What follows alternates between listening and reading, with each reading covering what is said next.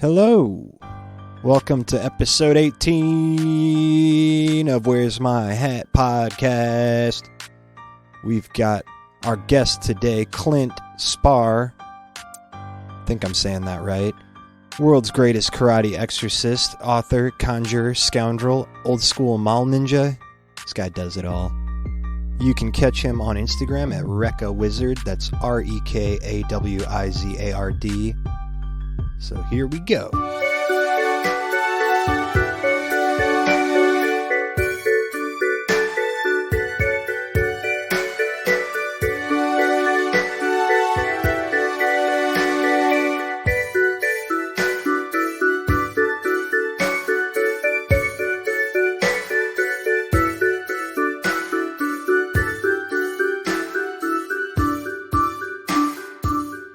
I've only been bugging about this for like 2 months. That's crazy, because I just heard about it like a week ago, like how badly you want it on. That might be the first time I've threatened to burn your house down, but I've definitely been bitching about not being on it for a while. Have I just not been paying attention? To us or to other people? I mean, just in general. I have a Facebook. You can get a hold of me. I have a phone number, too. I think I've just been doing it in the comedy group chat, mostly. Oh, I don't pay attention. Yeah, That's either. fair. It's not that I don't want to. It's just... A lot of things get lost. It's a lot there. of draws, yeah. Yeah. So anyway, who are you? I am Clint Spahr, author, conjurer, scoundrel, world's greatest karate exorcist.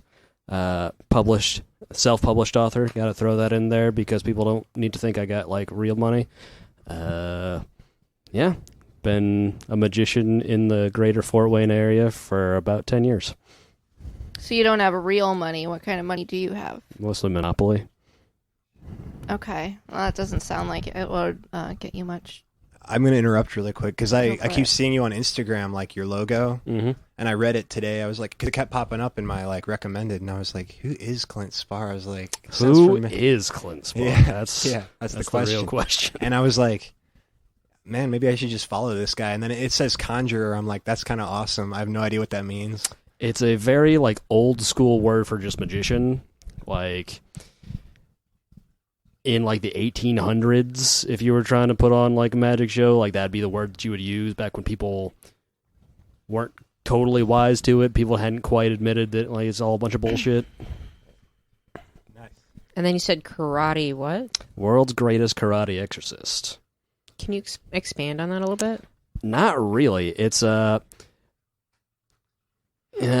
about high school, about 07, 08, I was watching Penn and Teller bullshit, and there's an episode about exorcisms and possessions, and they show like a real life possession, and the guy like mostly just acting like an asshole. So I'm like, that guy doesn't need an exorcism. That guy just needs smacked in the mouth until he starts to act right. And I was like, that could be a funny little bit. And so I've been saying that ever since, and it's astonishing the number of people who believe that hearing something as ridiculous as karate exorcist, they don't go, oh, it's a gag. They go, well, how does that work? Could you like actually de-haunt my house? Like, I don't believe in ghosts, man, so probably not. That'd be a funny little sketch. Be like, yeah, I'm going to anti-possess your house, and you're just like kicking the doors and shit. Just scaring the ghosts. Just slam the cabinets. How do you like it? Right. Next thing they're like, oh shit, he's a black belt. I didn't know. That'd be good. I've talked about that with a couple other people. That's something we might actually do now that we're doing the cryptic initials thing. Me, as friend of the show Isaiah Gray, and friend of the show Lynette Thomas, and Prince. That might be one worth doing for like the TikTok or something. Yeah. Cryptic initials. Can you expand on that? Because you're a producer of that also, aren't you? Yeah. Me and Isaiah have been talking about like starting to do shows and like do podcasts and shit, like YouTube content. And we were trying to think of like a mysterious thing to be like the name of it, because I used to be part of a group, we called ourselves TSLC, which meant Team Slaving Like Crazy, but if you just put the initials, like my friends did for games and stuff, people will inherently guess what it could mean.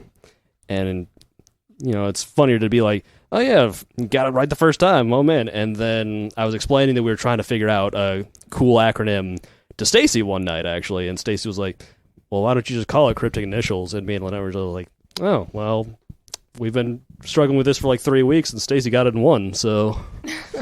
You know what Joey said about cryptic initials that I thought was very interesting? What? cryptic initials are CI? We also realized that because Isaiah was telling his friend Olivia about it, and she was like, "Oh yeah, it seems like you did that intentionally." It's like, we sure didn't. Nothing about this has worked out. Anything that we've intentionally done has not worked out that well. Things that have been accidental have gone pretty well, though. It's more fun that way, isn't it? Yeah. Well, the other fun bit of serendipity is when I made what's supposed to just be a temporary logo in like Paint 3D, which is the new MS Paint on like modern Windows. As I was writing initial or cryptic, I left the P capitalized, and I was like, I'll just capitalize some random letters. And then I got about halfway through the initials, and I was like, oh, well, all 4 of our first names have a letter in there, so I guess we'll just do that then. Yeah, that was supposed to be a week-long logo, and Prince still hasn't finished the actual one yet, so who knows when that'll get updated. Cool. Hey, Stacey, you know what I've realized? No. Okay. You want to tell me? I do. Okay. You always ask people who they are, but I don't think anybody's asked you who you are. Who are you? I'm just a guy. I don't know. Cool. I really have no idea. This is the part where we just start singing The Who until Stacey kind of figures it out. I thought about That's it. Just funny. keep going with it. That song from that show. Well, it's from an album before it was on a show. Right, but yeah. they used it as the theme song. Yeah. What show was that? CSI. CSI. That's what I thought. I didn't want to say the wrong thing. It would have been so embarrassing. Who are you? Who am I? Yeah. I'm multiple different people. Ugh. I know. It's kind of scary. Yeah. She's Jackie Chan, actually. Jackie Chan has a movie called Who Am I? Oh, does He he? does. When did it come out? A long fucking time ago. Before we were born? It would have probably been right around when we were born. What year did you graduate? 08. Okay. So you're like a year older than I, or 2. You gotta rub it in. Yeah. You're the oldest person in this room right now. Good. I mean, the cat might be old in spirit. I don't know. The cat is old in spirit. Yeah, I mean, look at her. Oh, I mean, she seems like she's got it figured out, you know? she's actually 10, so she's pretty lively for her age. Wow. Yeah. I think that's about the same age my cat is. Oh yeah, they could have been sisters. I doubt it. Why? Well, they don't look anything alike. I mean, you And don't gotta profile your cat like that. You don't look like any of your sisters. yeah, you're right. I don't look like anyone in my family. Oh man, that's crazy. Yeah. Maybe you're like a plant. Maybe You just got put in there. maybe you really are an alien. I mean, What kind of bird is that? That they put the fake egg in there, and so it just kicks the actual mama bird's babies out. I want to say it's a capybara, but I don't think it is. No, God, this is gonna bug me. I know what you're talking about though, Yeah. I have because it's no like idea. it's like a wielder or something. What's it called? Oh my gosh. Oh man, this is what it's like to be on the other end of this. Oh God. Yeah, you get it. This is why I just make up shit and be confident about it. Yeah. Because A weevil? No. let's get to the bottom of this. Weeviler? Right I think it's a weeviler. So anyways, while Clinton is looking this up, Okay. how was your day today? Oh, I woke up and I sat on my couch and played games on my phone. And then I did some laundry and ate some pizza that was in the fridge that I found. That was not mine. And then I watched some more TV and played some more games on my phone. And then I came here. What kind of pizza was it? Pepperoni from Pizza Hut. The brown-headed cowbird, Oh. which is for sure not the bird I was thinking of, but It's maybe not- maybe there's multiple birds that do that. What's the host bird? I think it's just any bird that it can just lay the eggs in. I thought it was a specific dumb bird. I mean, that could be. Because it gets like triple the size of the regular bird. Yeah, And they don't even pay it attention. just knocks the actual babies out. Yeah. Yeah. Yeah, I don't know offhand. Because I know the egg looks the same, and that's how they trick them. And then once the bird's like triple its size, they're like, okay, I'm done. And then by that time, Okay, I gotta stop you guys. I don't have the slightest clue what you're talking about. But, okay, so, like, is there a bird that uses, like, another bird's nest, kicks out their eggs, puts their own eggs in there, and then leaves them for that bird to then take care of those eggs? Yeah.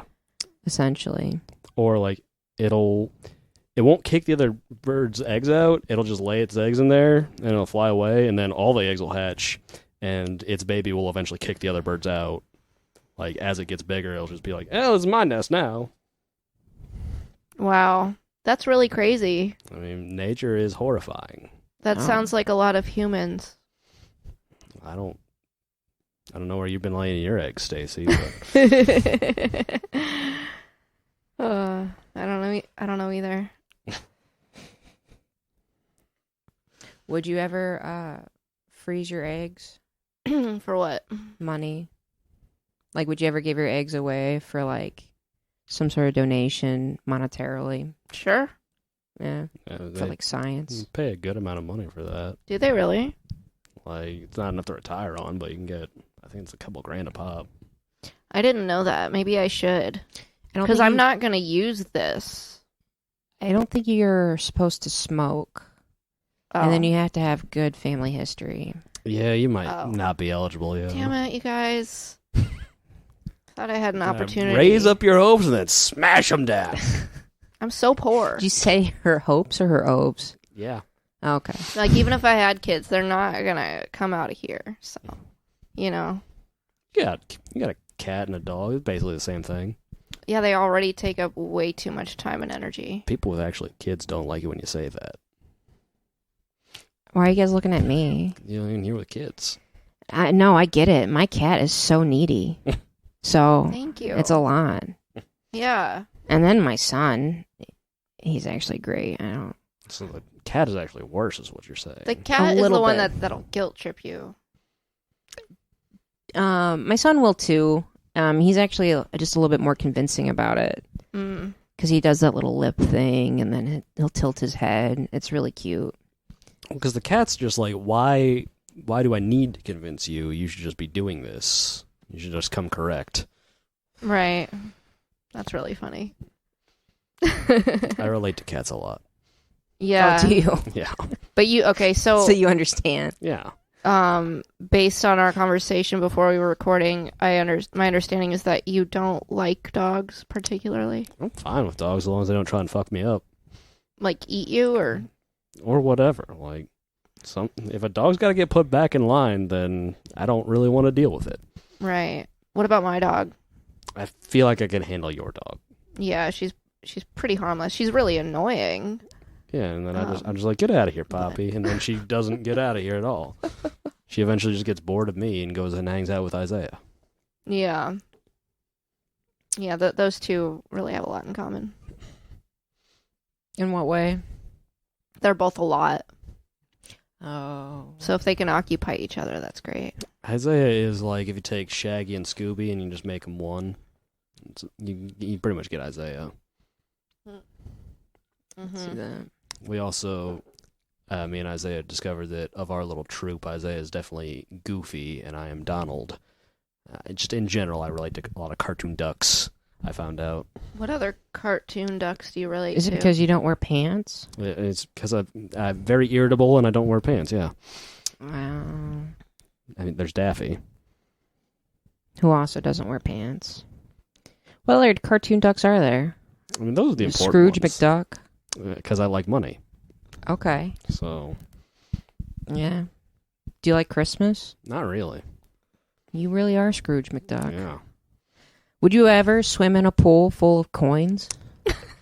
If you could do that without breaking all of your bone bits, then sure. What about chocolate coins? Yeah, because I would have to do it quickly though, because my body heat didn't make them melt. But Oh man, wouldn't that be cool? Just have an encasement of yourself embodied in chocolate. it'd be one of those ironic ways to die. It's like how you die in a Tales of the Crypt thing or something. Oh yeah, that would be really cool. I mean, there's worse ways to go. Yeah, there's 1,000 Ways to Die on Spike TV. Fun fact about the 1,000 Ways to Die on Spike TV, me and Lynette have this conversation a lot. The only episode of that I remember, there's, I guess, 2. There's one where a magician dies doing the bullet catch routine, which is whatever. The other one, I don't remember what the death was. I'm sure it was like a snake bite or something. But it takes place in the vast deserts of Fort Wayne, Indiana. Vast deserts of Fort Wayne? Uh-huh. Does it actually say that on the show? It sure does. Do we have any vast deserts? We got like a food desert, but that's about it. Yeah. A food desert? Is that Yeah. what you said? You live in it. Yeah, it's an area where there's not a grocery store nearby. Oh, I see.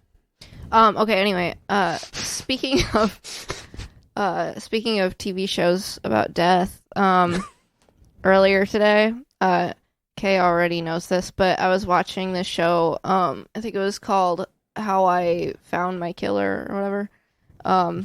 But there, That is, it was, I mean, that's like the I Know Who Killed Me with Lindsay Lohan. yeah. But anyway, I don't know what that is. It's a bad movie. There was this lesbian woman talking about her friend who got buried alive in Ohio. And Jesus. I thought, I wonder if I can find this chick who's talking right now in real life. And so I went on Facebook, and you know what? Did you find her? I added her as a friend. Hell yeah. But then I was like, that might have been a really bad idea. I mean, you never know unless you try. Well, Who dares win, Stacey? I mean, yeah, but I don't The know question is, why is that your course of action? I don't know. I just did it. It's like she accepts the friend request, and she immediately was like, "Who are you, and why did you add me?" Are you like, you're gonna be like, you know that really fucked up thing that happened to your friend? I saw it on TV, yeah, and then I thought, I wonder if I can find this person. I think the real reason why I did it was because I wanted to see if I knew them in some way already, or if I knew people who knew them. Oh, you're gonna Kevin Bacon the situation? I don't know what that means. So I think it's like the one interesting thing that came out of Friends, but it could have been for something else. 6 Degrees of Separation of Kevin Bacon. You think of a celebrity and you think of how to link them to Kevin Bacon, of who their castmates are. And everything. Exactly. Yeah. I mean, it was just this is a lesbian that lives in Ohio. That's how pretty many can there be nearby? And we all know each other, so. Same with bald white guys. Yeah. I didn't know that about bald white guys. There's so many. We're all guys. basically the same person, if you want to get down to brass tacks. No, that's pretty accurate. I kind of confuse all bald white guys with each other. Ever notice how Rush Limbaugh dies, nobody knows where he sees him anymore, and suddenly where Clint's at. Oh man, it's so weird. Yeah, I can definitely see that. Are you saying you're Rush Limbaugh right now? I'm not saying I'm not Rush Limbaugh. I have so many questions if you're Rush Limbaugh. Well, I can answer them whether I am or not. Dude, how bad was your drug addiction? Not great, let me tell you. Oh, man. Now, when you were talking those crazy things, Meant were you every high? word. Meant every word. Every single word. A guy that's really all about his morals. You got to stick to your guns, Kay Banks. In this case, he really did. How did Rush Limbaugh die? Cancer. Oh, When did he die? 6 years ago. Yeah. Oh. Yeah, it was right after, or maybe a year after George Floyd. Was it? A year after George Floyd.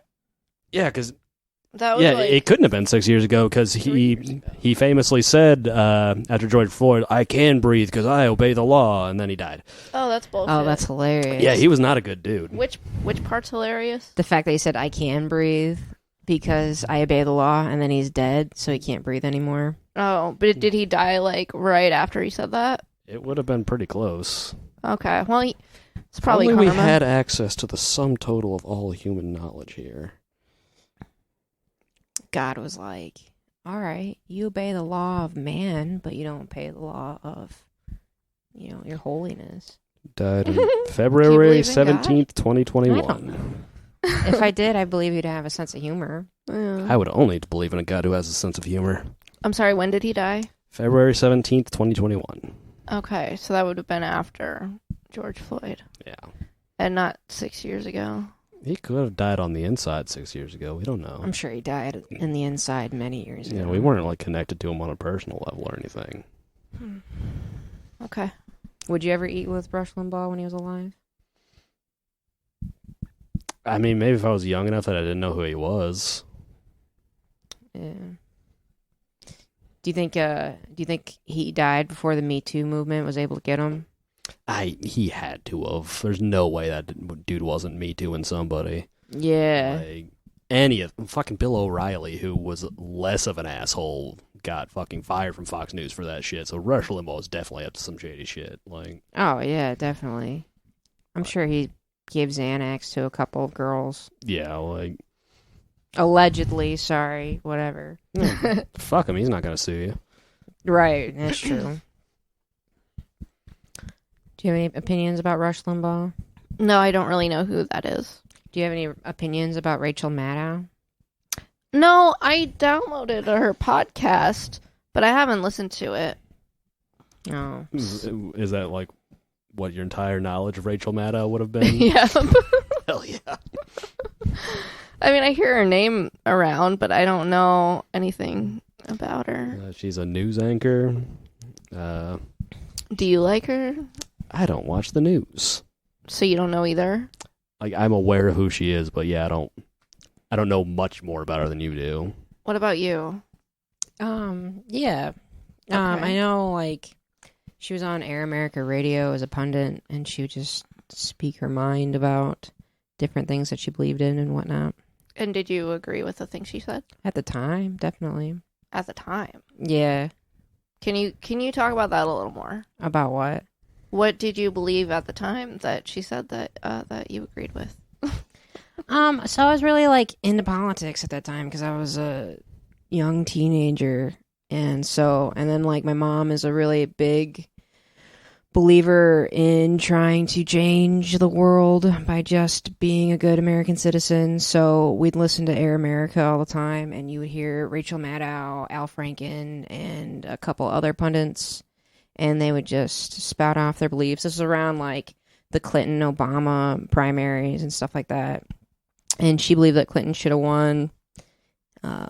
She had more experience Clinton and Obama didn't run against each other. in the primaries. Hillary Clinton. Oh, Hillary. Sorry. Al Franken, it's weird. What a weird career trajectory for that guy. I know. Like, starts out on Saturday Night Live. He was doing stand-up before he did Saturday Night Live. Yeah, like, and he was in, like, a pretty prominent SNL cast, too. Like, that was, like, mid-90s, right? Early 90s. Early. It's like 89. I think it was like 89 to 95. Yeah, I think that was that would his have been time. like the Sandler, David Spade class and everything. Yeah. And then he goes into politics and he's there forever, and then he gets ousted for sex scandal.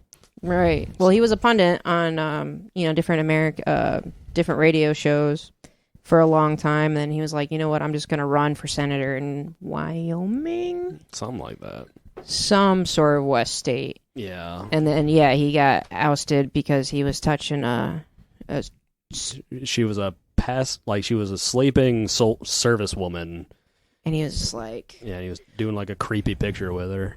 yeah, Of her, I guess. She can't do it with her if she's not awake. right. Ew. So, Yikes. but now he's going back and doing stand up. I mean, that seems to be the way. Who's this person you're talking about? Al Franken. I don't know who that is. Yeah, it was we've covered all the highlights, I think. Okay. Yeah. Well, I'll try to avoid that guy. Yeah, if you hear Al Franken, let me know. Let you know. Yeah. You gonna, why? you gonna beat him up? We're I don't gonna know. jump him? I just got questions. Okay. And then we're gonna jump him. I mean, I just have questions. Like what? What would you ask him? I don't know. I haven't thought about that. I didn't know we'd get that far. Okay. She doesn't have questions. She'll figure it out when you tell her that Al Franken's coming. Yeah. And then whole Fort Wayne County scene will jump in, blood out. Okay. I don't think very many of us are violent or capable of doing that type of thing. I'm going to wait till JT's in town. You can get him amped up. He'll go for it. I was literally thinking that, but I didn't want to name drop. JT doesn't fight anymore. He's got a nice job. Clint is a karate exorcist. He's also never been inside of a building where they teach martial arts. You said you've never been in a dojo? No. What? A dojo. Yeah. It's where you learn karate. It's called a dojo? It is called a dojo. Does that stand for something? It's Japanese, so... Oh. Okay. That makes more sense then. Yeah, like, unless they teach karate at the Y or something. Even then, they might call it a dojo. Like, that specific location. Yeah. Between the hours of 2 and 4. Then it's a yoga studio. After that, it's rhythmic gymnastics. Then it's water therapy after that. The closest I've been to ever actually learning martial arts is my cousin Sean is a Brazilian Jiu-Jitsu black belt. He's actually one of the first Americans to get the Brazilian Jiu-Jitsu black belt, and he like occasionally hangs out with like a bunch of UFC guys and stuff.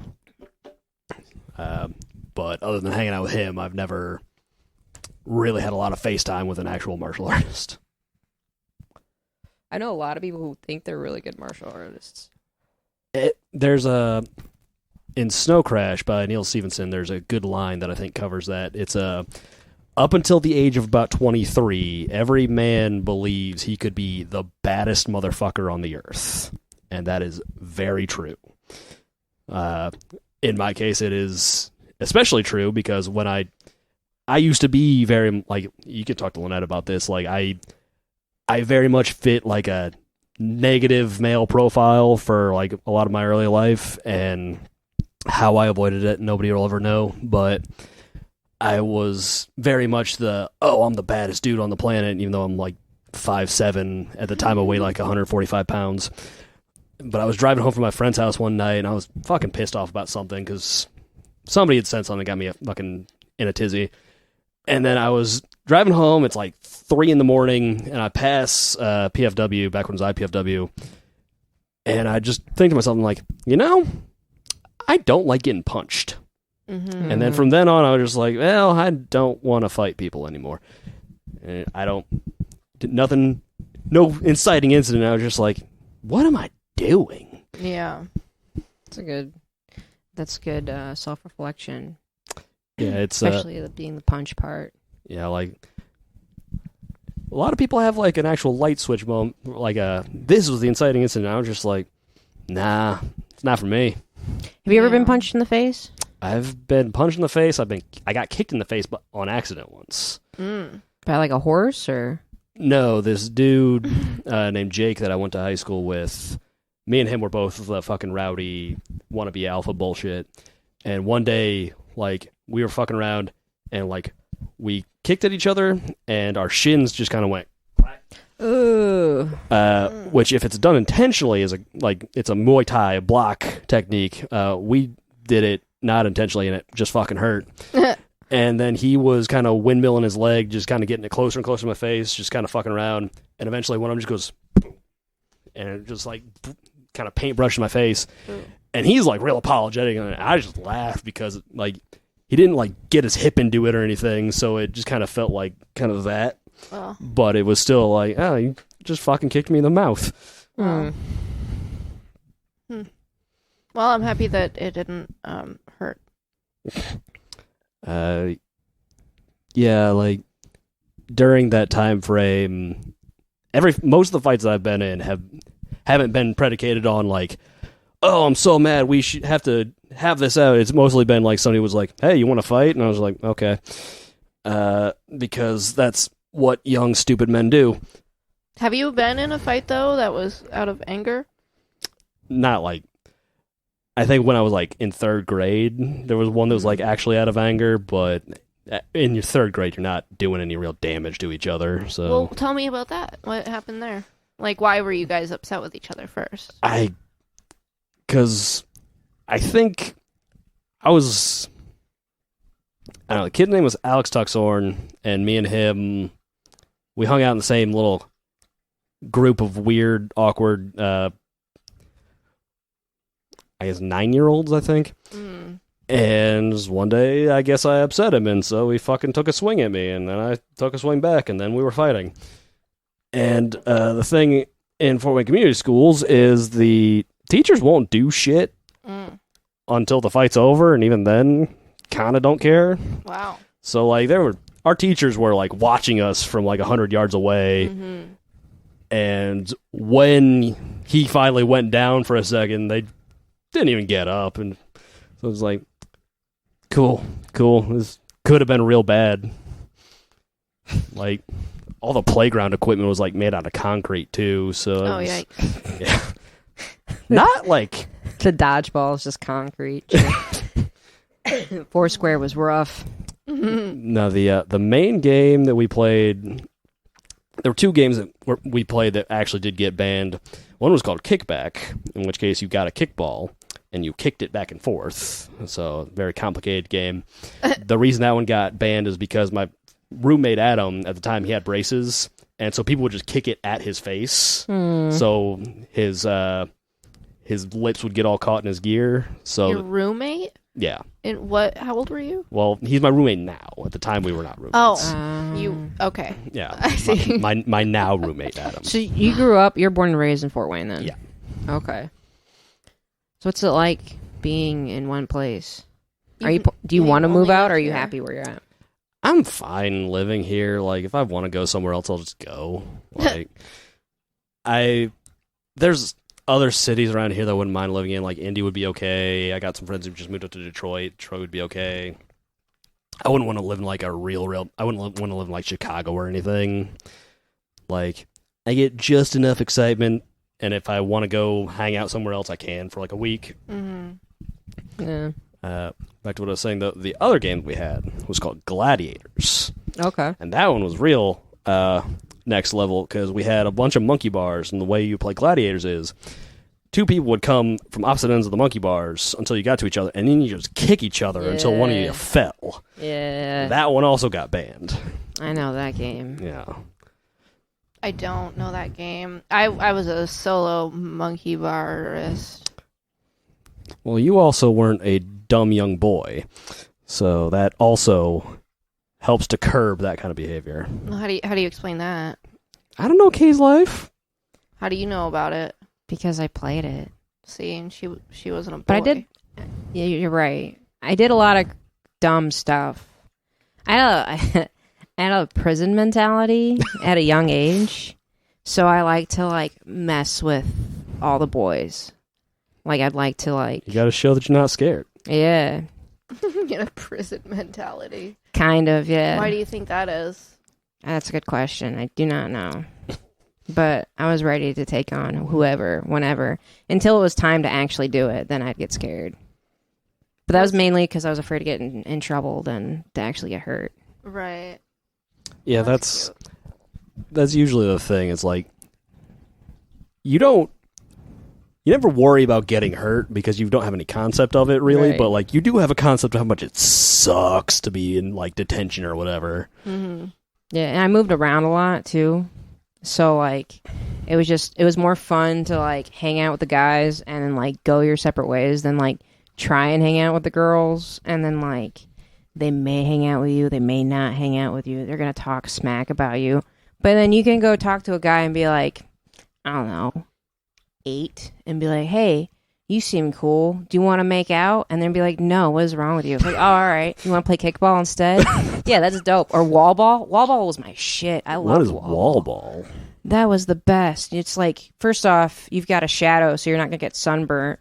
And then secondly, like, kids would get so much pain because of, like, they would, like, skeet on the concrete just to, like, catch the ball and shit. Yeah, that's dedication. That's a lot more hardcore than I was willing to get. I cannot throw or catch. Never have been able to. Oh, me neither. But, like, it's just fun trying. I mean, anytime that I'm successful at it, it's by luck. It's an occasion, yeah. Yeah. Yeah. It feels good. Yeah, that was like I was never the last person picked in gym class, but I was usually like pretty far at the end of the line. But when hockey came around, I was able to do whatever because I'm probably not anymore, but like at the time I was pretty good at hockey. Mm-hmm.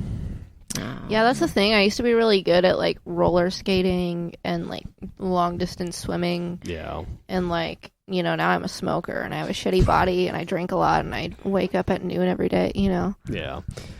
Well, I could never swim. I very notoriously swim like about a rock. But yeah, I used to be able to like run for like 2-3 miles at a time, and now if I like take off in a sprint for like 10 paces, I'm just dying. I don't even have the smoking to blame for it. I'm just lazy. Yeah, I can see that. I was You want to arm wrestle, Stacey? Not really. Mm-hmm. Well, don't get it in your head, because I will dominate you in arm wrestling. Because Okay. you're like half my size. Well, here's the thing, is I think it's funny for me to make fun of other people for being lazy, because like there's no way they're as lazy as I am. That could be. Mm-hmm. I guess we don't really hang out that often, so I don't know. It's because she's too lazy to hang out. Yeah. Oh shit. Remember the other night when everyone was hanging out after the show and I just went home? I mean, that doesn't seem like lazy. That just seems like you were done. Yeah, but then I just like watched TV for like 5 hours. Yeah, I mean, that doesn't even necessarily have to be a laziness thing. It should be like a social battery thing. All right, that's fair. Yeah. If what do you typically binge watch when you binge watch stuff? I usually, if it's like a short, like a 10-episode series, it doesn't matter what it is. I think the last thing that I like fully binged was Cyberpunk Edgerunners on Netflix. What is that?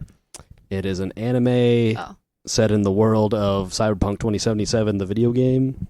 Okay. It's like a prequel to that. Yeah, like whatever the new Netflix show is, I'll usually binge. Or like just kind of streaming stuff like that, like The Boys. I'll usually binge when the new season comes out. The Sandman, I binged when that came out. Whatever the new geeky thing that I'm like actually into is, I'll check it out. What's the Sandman? It is a comic series by Neil Gaiman about the King of Dreams. Oh man, you need to send me a link. I love Neil Gaiman. It's on Netflix. Man, It was a whole big thing for a while. there's so much stuff on Netflix, and then I'll watch like a good 5 minutes of it and then fall asleep. So I'll have to rewatch it over and over again just to get one episode in. There are some shows like that for me. Like there'll be shows that I put on like just to sleep to, but then I like never see it. But I always watch like the same first 5 minutes of the first episode. Yeah, I don't know what happens 47 hours after the first 48. Just for that same reason. Usually they fail to find the guy. Is it the case? Don't ruin it for Do me, they Clint. really? The first 48? I don't know. I only watched the first 5 minutes. Well, yeah, like first 48 they might only show the ones that they actually find the guy, but yeah, if it gets past 48 hours, you're probably not going to solve the case. That's really bleak. And also, I don't think that's the case because Statistically, most crimes go unsolved, Stacey. That's the Really? whole purpose of the show, Oh, the first God. 48, because it takes 48 hours to solve the crime. Otherwise, they won't find them. dude, I really need to get my If I Go Missing folder together. Yeah, you do. Just get chipped and come and save you like a dog. The real question is, why is somebody kidnapping Stacey Stark? I don't know, because I'm a small female and it'd be easy. Yeah, but like, usually if they're going to do something like that, it's for trafficking reasons or slave labor reasons. And you don't think I would be good at either of those? I just don't think you're putting yourself in a position to get snatched. Thank you. It's because I am really into true crime and I pay attention to my surroundings. I mean, paying attention to your surroundings is 90% of the battle. Like, Yeah. Most people don't do that very well. Mm-hmm. It's surprising to me that people don't do it so well. Like, I find it fascinating. Like, I like to play, like, little pranks every once in a while, and just to see if other people will pay attention. And they don't. Yeah. Do you do that to me? No. Oh, okay. It's usually people who are like anonymous. Like I don't know them. Oh, okay. Yeah, Isaiah has on more than one occasion referred to me as reverse Batman because I'll just sidle on up to somebody at the bar and I'll just wait till they notice me. It's like, I don't got to do all this introducing myself. You know who I am. Like, you knew I was coming over. You may as well be prepared. Dude, I've been putting string cheese wrappers in the bathroom at work just to see if somebody will say something. Nobody has said anything. I put like 6 string cheese wrappers in the bathroom trash. Did you every eat day. all this string cheese? Yeah, I'm Okay. kind of constipated. Oh, no. So I'm just waiting for someone to say something because I have a joke ready for it. And nobody has said anything. I'm so disappointed in this. Will you tell us the joke? Yeah, I was going to say, I don't know if I'll be there, so you better... It's just a purity tampon idea. You know, from when I'm ovulating. Just something for my ovs to nibble on to keep it fresh. Nice. That's Eh. disgusting. I mean, I'm just waiting for someone to ask. Not me, but just talk about it. You know what I mean? Because I do it in every trash bathroom. Mm. Like 3 in each. You don't actually do that with them, right? The string cheese. Yeah. Think of, like, maybe she's... Yeah, I don't know. There's no good way For to some end that reason, the sentence. string cheese comes out every time. So no. No, I don't do that. I eat the string cheese and become constipated, like I said earlier. I know. I'm sorry. I worry about you sometimes. There's like a little nibble on it from my ovaries. There used to be a public bulletin board at IPFW over in, I think it was, at the time, I think it was called Classroom Medical Building. It's like one of the ones in the middle. And I had a class there, and I would pass by the bulletin board every day that got, like, refreshed because they just tore everything down, and people just drew whatever they wanted on it. And I decided that I was going to advertise for my favorite comic book at the time, which was Matt Fraction's run on the Defenders, a Marvel comic. And the gimmick for that one was in the margins, which is usually just blank space, they would have, like, little blurbs, sometimes like ad for the comics, and the most common one was just the repeated phrase, "Everyone you love dies." So in the bottom right corner of that bulletin board, every time it got refreshed, I wrote, "Everyone you love dies," which is technically a true statement. Everybody dies eventually. Mm-hmm. And people really, really read deep into that. Like, I would get, like, people would write replies to it like, "Yeah, but they were all really loved and cherished," or like, "This guy's hilarious." And it's like, none of you are really interpreting this as just a silly gag, just a little fun guy. Like, Yeah. Well, it's kind of a bleak statement to be like a fun gag. it's not. It's like when like you're on Facebook and then you read someone's post and it says, "God, I just wish that it all would end and I can't believe I'm dealing with this anymore." And you'd be like, "Hey, what's wrong with you?" And they're like, "That's just music quotes." Ha ha ha ha. You know what I mean? That's what it seems like to and me. you I type used to do that all LOL, the time. let them know that you're in on the joke. I quoted a song about Jesus one time, and like I don't know, my pastor or something like commented on it. I was like, oh, it's just a song. How many times have you done that? A lot. Like when I was a teenager, I learned my lesson eventually. By your pastor? No, just I mean like by putting song lyrics and then having someone comment, being like worried or like thinking that I'm actually going to shave my head, you know? Oh, yeah. It's not something you should do on purpose, let me tell you. Shave your head? Yeah, if you can avoid this look, you should. Yeah. I've been hair thinking is about fun. shaving my head for quite a long time. Have you ever shaved your head before? No. Okay, you don't. Here's the thing about shaving your head. If you have no choice, you should get it out of the way right away. Otherwise, you are running a very real gamble, because if your head shape doesn't support it, you've got to wait for it to grow back. Yeah, it would suck if I had creases in my head and I didn't know about it. That's a weird thing. I'm going to tell you right now, I don't think it would look good bald, and I think you know that. Yeah, most definitely. I have a tiny head proportional to my body, so it would just accentuate that fact. I would look pretty much like a Q-tip. Yeah, your hair definitely evens things out. Yeah, I got it. Yeah, I've got a couple friends who, like, when they realized their hair was starting to thin, they were like, "I'm just going to shave it all off like Clint does." Like, I've been doing this since I was 16. Oh, no shit. I mean, it's actually been longer than that, I guess. It's been as long as I've always cut my own hair, so it's always been kind of like this because I didn't realize that I was losing it until it was too late. So this is just, everybody's used to this, but like if you go from like Stacey's length hair to like this length hair, like there's really not any margin for error. You're either going to look really bad or fine. Right. I'll keep that in mind. Because I did lose a lot of hair at one point. Like, it was coming out in chunks. And I was just like, you could just see, like, the balding part. And I was just like, all right, it's time. I'm going to do it. And then someone's like, oh, yeah, my wife shaved her head because she had cancer. And I was like, I want to do the same. Like, I'm sorry about your wife's cancer, but tell me more about your wife shaving her head. Can you send me some pictures so I can kind of gauge? Right, like, is it a half inch? Is it completely bald? Are we, down to the nubs? Like, tell me more. So why didn't you do it? Because my hair started growing back. Like, you'll see, I have it cut now to where you can't really tell that much, but you can see, like, parts of it where it was just, like, just frizz because it's new growth. Okay. So, there was hope, so I changed my mind. Oh, okay. You're fucked, though. I wouldn't. I couldn't go back if I wanted to.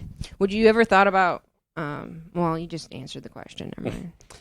Putting, like, plugs in?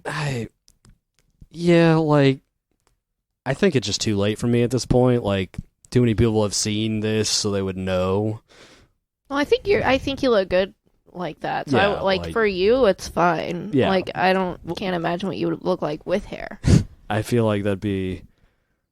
Like, that's my Black Mirror episode, is there's just a hair treatment that actually works for men, and then I just have the hair, and then the hair takes over. Oh, yeah. I just become Cousin It. That's pretty funny. That'd be awesome. Mm-hmm. I mean, it's a Black Mirror episode, so it's not gonna be awesome for me. Right. No, not for you. But from a distance, that'd be a really good, fun thing to watch.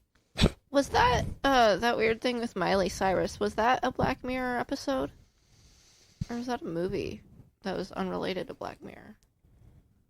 I don't know what you're talking about. I don't know what you're talking about. I don't know. I don't know, but Miley Cyrus acted in it. I think it was a Black Mirror episode because that's like the last thing I remember hearing about her acting on. And like, if I look it up right now, it's probably going to be like, she's never been in Black Mirror, you fucking idiot. But I don't know. I'll look it up because I really think it was. Yeah, you get berated by the internet, or be right. Either one. We haven't been berated by the internet yet. Just the Wrigley chat. I mean, and I ignore that. And I mean, it's mostly just me. Right. So you binge watch anime and cartoons. Yeah. Well, I have like I have a cycle of like comfort sitcoms that I'll go back through every once in a while. What's your favorite sitcom? Favorite sitcom is probably Community. It's a really good show. Yeah, I like Community a lot. A friend of mine got me to watch New Girl. That one ends up being pretty good. The last season fucking sucks though. I'm currently rewatching Brooklyn Nine-Nine, which is pretty good. Yeah. Schitt's Creek is really good. Did you ever watch Seinfeld? So, I never consciously watched Seinfeld. It was just kind of on when I got home. But nowadays, the standard that I use for if I'm going to do something out of the house, I call it the Seinfeld metric, which is if you want me to do something on like a weeknight, you have to convince me I will have a better time doing that than I would sitting at home watching a rerun of Seinfeld. If it's not as good as a rerun of Seinfeld, I'm probably not going to do it. Because, But then are you going to watch Seinfeld instead? Or probably not. It's just... But that's just like your standard. Yeah, because rewatching Seinfeld is not going to be life-changing, but it's a nice, neutral, slightly above average experience. So, convince me that hanging out with you is going to be better than the base experience that I require to lure me out into the wild. Wow. You actually say that to someone when they invite you to do something? I have explained this spiel multiple times. I don't necessarily consciously say that until it's when we have a comfortable rapport, Stacey, so like you can hear this, but like if this was like the first time I met somebody, you're gonna sound like a fucking psychopath when you say something like that. Yeah. So Yeah. No, I feel you. I mean, yeah, I get it. But you want to like let them know about what the kind of person you are for sure, don't you? I mean, usually people figure that out right away because like I'm a little standoffish anyway. So once you get past that, like we're chill. But yeah, I think the first time I ever saw you, you were at graffiti, and I didn't talk to you once. I was in the circle for a minute, but I was like, I don't know this guy, and I say some really outlandish shit, so I'm not ready for you to know all that. I mean, I hang out with Isaiah at least once a week, so you're not going to say anything that's going to like catch me off guard. Right, right. But I know that now. Yeah. I didn't know that then. Well, you were just a white guy. You know what I mean? I mean, that's fair. I am a white guy. But that's... A lot of people will say, like, yeah, when I first met you, I thought you didn't like me. And it's like, I didn't. Right. Like, it doesn't take much to win me over. Like, once we have, like, one real conversation, I'm like, oh, yeah, they're fine. But at first, I'm like, I don't want to fucking meet a new person. What are you doing here? Mm-hmm. Yeah, I feel that same way, definitely. So anyway... No, you don't. Since Stop when? the How do you rolling know? right now. How do you know? You talked to me the very first time. Well, You yeah, that's approached different. me. That was different. But I'm a new person. How is that different? Because it was my choice, I think. That's the And purpose of other this. reasons. Oh. Yeah. Yeah, there was an ulterior motive there. I forgot about the ulterior motive. My bad. Yeah, speaking of people that Stacey foists upon me, that was always my thing with like Dominic. Was like the first time I encountered Dominic, it was at Wrigley, and I got there early, like I always do, and he was there already, and he was just sitting like on the other side of the room, but there was nobody else there, so I could hear him order, and he got like a gin and tonic, and I'm like, what kind of fucking asshole goes to Wrigley Field and orders a gin and tonic? That's hilarious. We used to drink those all the time. It's because like it's like the base grown-up drink. Like if you don't know anything about drinking, like I don't know anything about drinking, like I would know to order gin and tonic, and like everything about that guy screamed of like, I'm trying to prove myself to the grown-ups. Yeah, And definitely. Was he? He was always trying to do Was that. he under the age of 23? Yeah. He was 22, and then he was 23 while we were Your together. theory holds true. Well, he never thought that he was like a badass. He just thought that he was a lot more interesting than he was. Yeah. Like, Or he wanted to be. yeah, he consistently wanted to prove how interesting he was. It's like, dude, if you're trying to prove how cool you are, you're never gonna do it. Yeah. Like the last time he came around, after everybody else had left, he like we're talking in the parking lot because I'm being polite, and he told me about a dream that he had. And the gist of the dream was he dreamed that he was on a plane, and the pilot died, and he had to land the plane, but there was nowhere to land. But that is the entire dream. It took him like 10 minutes to explain this to me. Oh, that sounds like Dominic. And I was just like, first off, if there's no chance of you touching my penis, I don't want you to tell me about your dreams. Like, I'm just not interested. Wait, are you bi? Ish, but not for him. But, Okay. But in general, like, unless there's some kind of sexual interest there, like, I don't care about your dreams unless it's like you're pitching a show to me or something. Yeah. But, Or at least if it's 10 minutes long to explain it. yeah, like, it doesn't Yeah. take 10 minutes to explain a dream unless you went on like a vision quest or something. He would do that too. Of course he fucking did. Mhm. Like, Yeah. just Dominic was always nice to me. He never did anything malicious. He never did anything to like earn my ire, but it was always just like trying too hard to just be something he wasn't. Which was literally anything. Sorry, that's rude. I mean, he could have been something If he had just been chill about it. if he had just chilled the fuck out, he would have been fine. Yeah. Dominic, if you're listening right now, leave a comment, leave a like. Let's. Meet me in the parking lot at 3:30, you nerd. Yeah. He wants to hear more about your dreams. Oh, man. Now I got to ask this question because everyone talks so much shit about Dominic. Okay. So apparently you have a type. I don't know what you mean by that. That's what I want to know. It freaks me out when I hear so much shit about Dominic and like, I'm dating Stacey, right? So can we compare for a minute? You are better by every metric than Dominic. Oh, thank you. Like, yeah, like we have had like a conversation before, and at and at no point was I ever like, shut the fuck up, Kay.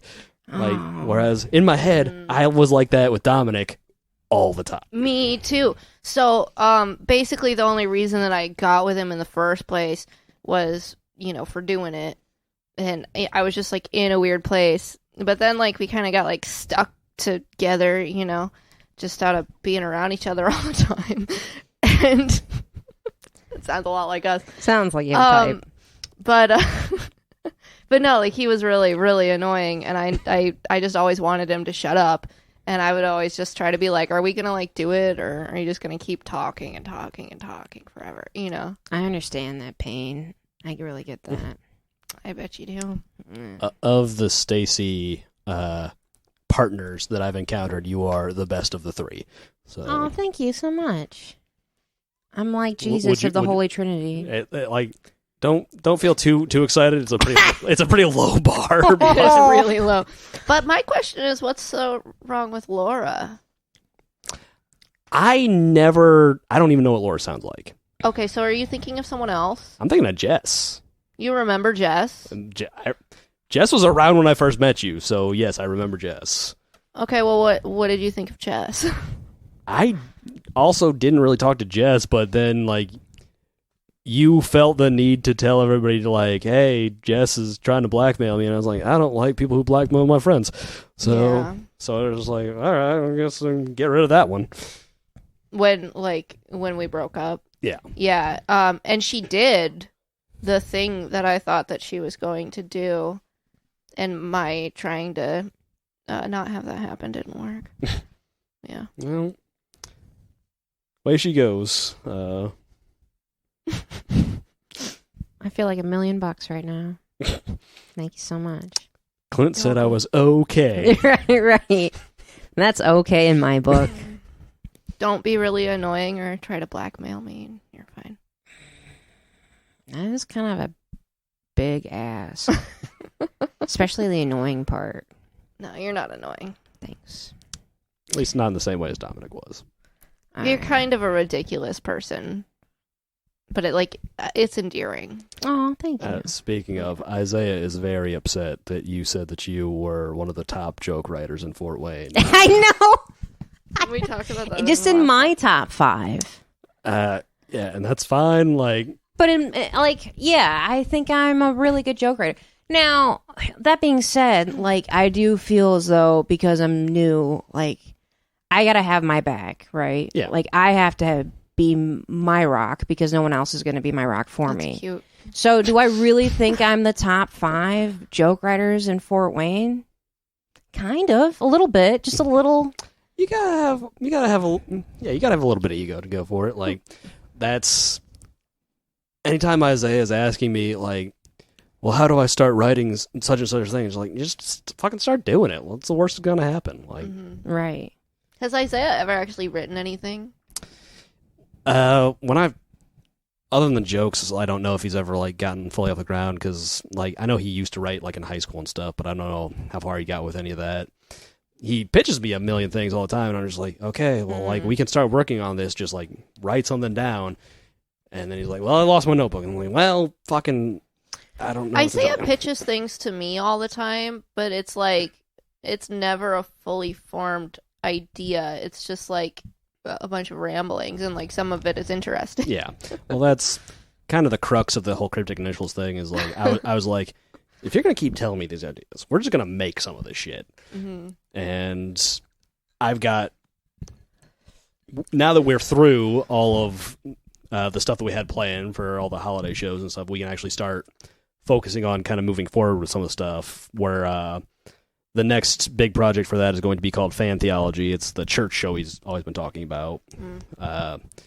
But yeah, there's like 3 or 4 like movie ideas he's talked about. It's like, we can actually do some of these. It's just we have to figure out what the story is. And he's like, well, should I start with the characters or with the world? It's like, you should start with the damn story. Like, figure out where it goes, and then we can figure out how it fits into anything else. But it's very much going to be me kind of aiming him at the solution and then just kind of forcing him to figure something out. Yeah. Cool. That's really good. Because he does have, like, when I listen to him talk about different things, like, he has really good ideas. Yeah, like, I've never, I can't say never, I've very rarely heard him pitch something that I was like, that is objectively a stupid idea.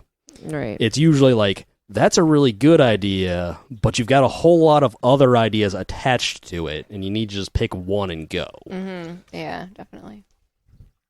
Yeah. Hey, and we've had a really good conversation, and I know it sucks to, like, stop and then go, but do you want to go smoke? Yes, I would love to take a break. How late are you trying to be here? I can stay up as late as I want. I got like 24 hours of personal time for work. If I'm too late, I can just call in. Back to running for office.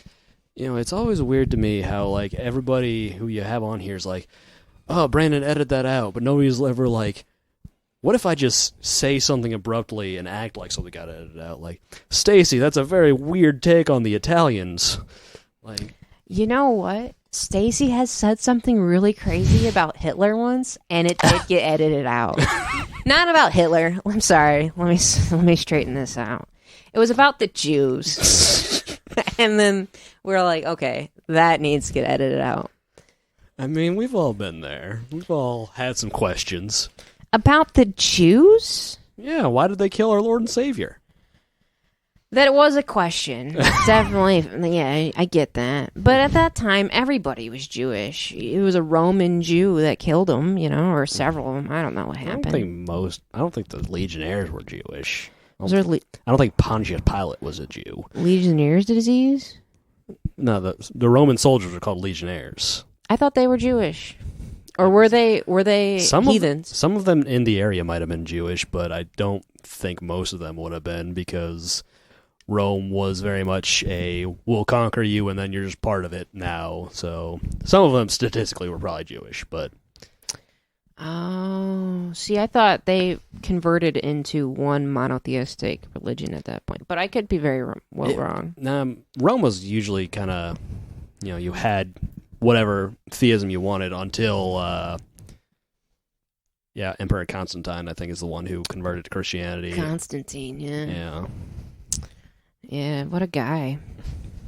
Wasn't he the one that got killed by his Congress? That was Julius Caesar. Caesar, that's right. Although there was a lot of murking going on back in those days, because sometimes you got pretty bad emperors. Like Nero and Caligula and... Oh yeah, Caligula was my shit. Wasn't he like the youngest emperor at the time or something like that, and he just really liked concubines and didn't care how he got them? Yeah, and Nero had lead poisoning, so he's the one who played the fiddle as Rome burned. So, oh, what a guy! Yeah, a couple of my buddies are real big.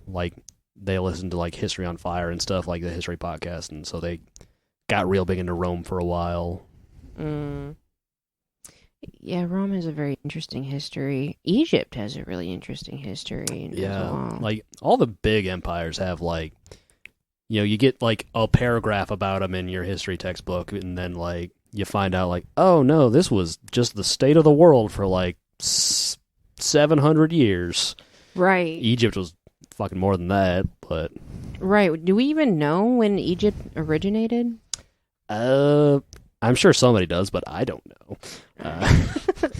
It's definitely so the figure that people tout out a lot is Egypt, while it was still a major power, had historians who considered the pyramids ancient. Right. So, Cleopatra, yeah, considered ancient at the time.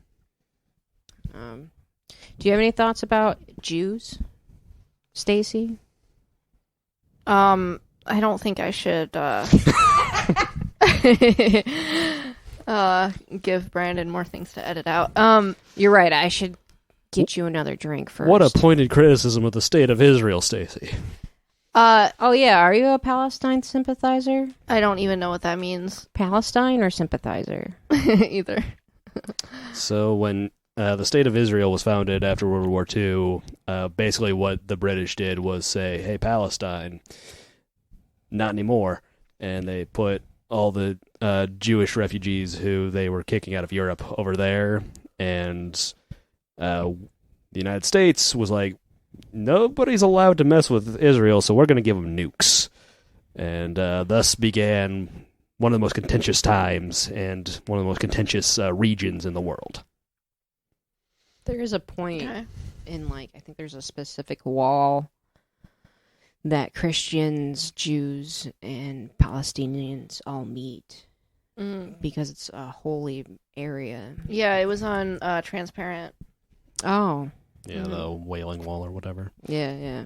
But anything that I know about Jews, it's just from that show. What'd you learn about Jews on that show? I don't know. They're really good looking. Oh. Statistically, some of them are, yes. Gal Gadot. Oh, yeah. Yeah, and the Holocaust is fake. That's what I learned from Transparent. Is it not? Have you seen that show? I've never seen it once. Because definitely that's not what it's about. Nor do I believe the Holocaust is fake. Maybe it's not about that, but they make some allusions. I've never seen it either. They I make don't know. allusions to the Holocaust, and they definitely don't say that it's fake. Well, that's good. Yeah. Don't want to be one of those podcasts. There's a lot of like generational trauma that's like visited like from the Holocaust. Yeah. Yeah. Would you ever convert to Judaism? Why? Like if you got married To a Jewish person? I mean, I guess. I don't know. I don't know any Jews.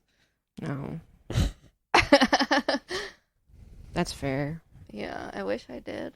I'm saying if you met one, fell in love, and you guys were like, we're going to get married. And they would only marry me if I converted to their religion. Typically, that marriage isn't considered genuine unless you converted to Judaism. You know? Even then, you'd still be a not true Jew. A not true Jew. I mean, whatever. I'm paraphrasing, by the way. I really... Yeah, because, I don't know, I don't think a non-Jew is allowed to use the words true Jew. I feel like Ben Shapiro would have some very pointed things to say about you, other than all the things he probably already would have to say about you. Also, fuck Ben Shapiro. I'll be the first to have the courage to say it. You'd be the first to have the courage? The absolute first person to ever bravely say fuck Ben Shapiro. Ben Shapiro, if you're listening... Meet me in the parking lot at 3 a.m., nerd. Leave a comment and a like also on top of that. Yeah. Nerd. That'd be great. Imagine if I actually got in a fist fight with Ben Shapiro because of your podcast. That would be so dope. Can we put that on the Patreon page? Yes, absolutely. Oh, man. If we raise like $1 million, I will fist fight Ben Shapiro. If you guys raise $1 million, How are you gonna find him? Where is he? New York, I would assume. So you're just gonna because just he's go to Jewish, him he's and going to be beat living him in up? New York? I think he just actually lives in New York. You're probably right, actually. He's an affluent Jew. So it is because he is Jewish that he thinks that. There's other reasons. I can't imagine that the Daily Wire or whatever he's got is like in the middle of Cleveland or something. Isn't the Daily Wire a show? Or is that just The Wire?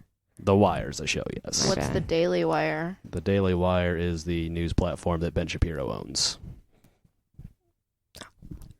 Where are you going? I'm going to go do things. You gonna go poop? No, I ate like 16 cheese sticks. No, I'm not going to go poop. I'm going to think about it, though.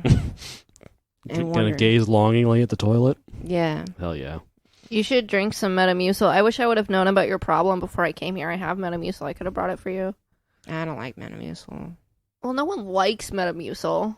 That's not why you drink it. I will just deal with the constipation, then drink Metamucil. But what about your hemorrhoid problem? I'm so glad we brought that up on the podcast.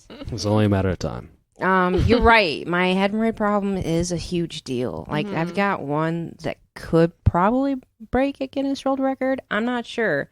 But I want to keep that going so I can definitely break that record. Is that why you won't let me eat your asshole? I'm going to go.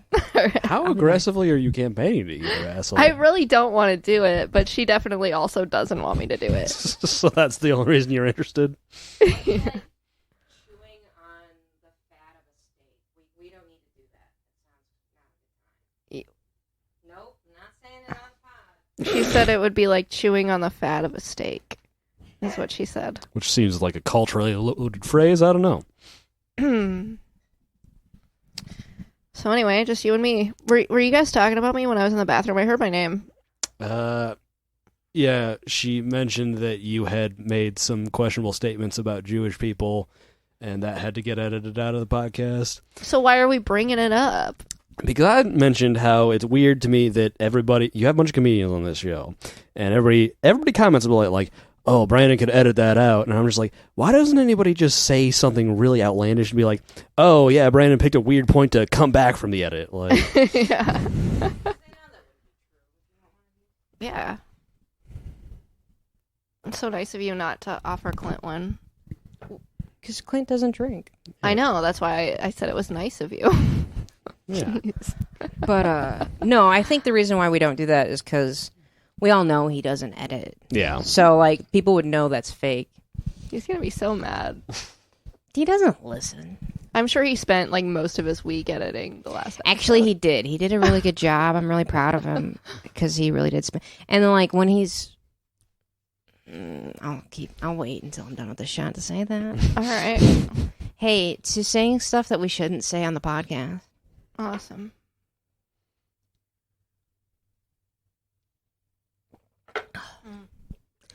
No, he'll edit the episodes that he's on. He'll pay attention to those. Mm-hmm. Gotta make sure he doesn't say anything incriminating. Maybe. One day. He does a really good job. He does a lot of the promotions and the advertising and stuff like that. Yeah. We have merch now. I saw that. 2 different t-shirts. Right. Same models. So, yeah, we also have a mug. Hell yeah. I'll have to show you that. I think that's the cutest thing we have. Got some buttons around somewhere with my logo, but I never remember to bring them out. Do you want a shirt? Sure. What size do you wear? Medium or large. Wouldn't we have to pay for that? We would have to pay for that. Let's not offer. Wow, Stacey. Because we'll have to buy shirts for all of our guests. I'm sorry, Clint. Nah, it should just be for me. You know how I just offered you a shirt? Like, tell people, like, yeah, we got these cool shirts. Only Clint gets one for free. The rest of you nerds have to pay for it. Our grand opening of our store, we give you one shirt for free. Yeah, the promo giveaway. The promo giveaway. People are like, that stylish magician is wearing a shirt for a podcast. And I'm like, yeah, you should check it out. Hell yeah. Once we start bringing in the big bucks, though, then we can buy everyone who's been on the podcast a shirt or a mug. You think we're going to bring in the big bucks? I hope so. We'll see. Tell you what, I could trade you one of our posters from our show that we finally got done for a shirt. Oh, I do love those posters. Yeah. Those are magnificent. Did Prince design that? Yeah. Did I end up giving you one? Yes, you just gave it to me. All It was right. very nice of you. I'm going to frame it. Yeah. No, then fuck this deal. You just gave her one. So and then I have to hold do on. trades. Hold on. I already gave away one. I can give you. That's 2 for 1 right there. You're getting half a shirt. Okay. I was in the show. I was like the best part of the show. Oh, yeah, that's right. And Kay doesn't know for sure because Kay wasn't there. I'm sorry. No. I have a lot going on. You could have let the I cat gotta watch the binge kid. watch. The cat watched the kid? Yeah, easy. That would have been adorable. That would be very cute. I bet There'd be Harvey fur all would over the do place. a great job. Yeah, she seems pretty cool. Mm-hmm. She seems very responsible. She's a very responsible cat, man. I wish my cat was as responsible as your cat. I really do. Your cat gets very upset when I try to take the chair that she's sitting on when I'm over there. Yeah, and I can't let my cat outside because she'll get lost. Well, yeah. Your cat loves me. My cat loves me also. Yeah, but I'm just saying she also really loves me. Not as much as she loves me. Of course not, but really close. Okay, as long as you admit it. Anyway. How many cats do you have, Clint? My roommate has 2 cats, and I am the black one. I am tied with our other roommate as his second favorite person. The black and white one has made it very clear that I am his least favorite person in the house. Aww. There's something that I really want to ask you about. Go ahead. Were you a virgin up until like a year ago? A year and a half, yeah. Wow. Yeah. And then, like, you were with a woman. Mm-hmm. Are you still currently with that woman? No. What happened? So she is partner polyamorous, like she's married and everything, and she had a whole lot of stuff going on in her life, and so I just, like, we had agreed at the start that it wasn't going to be like a permanent thing anyway, so we ended up just kind of breaking it off then. Just doing other things, basically. Yeah. So Explains you the went magic. from nothing for, like, what, 30 years? Yeah. To being with a woman who was already married. Mm-hmm. I mean, not nothing, but, like, in the strictest technical term, like, I was mostly single, but, like, there was, like, some fooling around here and there, but, like, yeah, like, that was, like, the first, like, full, lengthy relationship, yeah. And the first PIV relationship? I don't know what that means. Penis and vagina. Yes. Wow. Did you do anal beforehand? No. Okay, so real fast. This is important because I know somebody who is a virgin and he's 29. So you lost your virginity when? 31. 31? All right. Statistically speaking, they say that, like, a quarter of men don't lose their virginity until, like, 30, so. Okay. Really? Yeah. Why? Girls are scary. Well, and, you know, also, like, as things are moving forward, it is harder for men to lose their virginity and have sex. Do you know men have less sex now than they did 20 years ago? Why? I feel like Women's rights. yeah, women having more of a say in the matter is a factor. That's probably a good thing. But Clint, it's not like you're unattractive or don't have a good personality. So, like, what is that all about? I don't know. I'm not entirely sure because, like, this is not the first time I've been asked this, but I don't know. I just never really seemed like that big a thing. Like, I was Like, you just weren't really trying? yeah, like, I wasn't really trying in that situation. Like, there were just other factors that kind of drew us together. But, yeah, it was never something that I was like, I never passed the Seinfeld test. I was just like, I could go out and try and, like, get laid, or I could sit in my room and watch Netflix. So you would rather watch Netflix? Can I ask another question? sure. All right.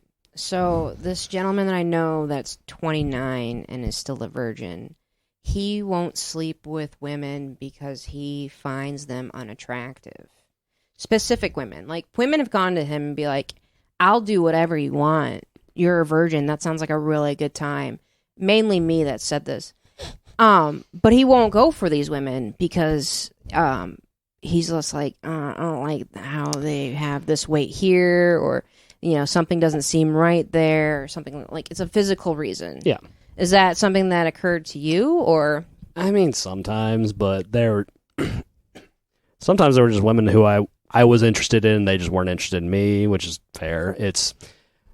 I've known a few guys who kind of were like that too, and it's just, sometimes it's just making excuses, sometimes it's just you're genuinely not interested. Like,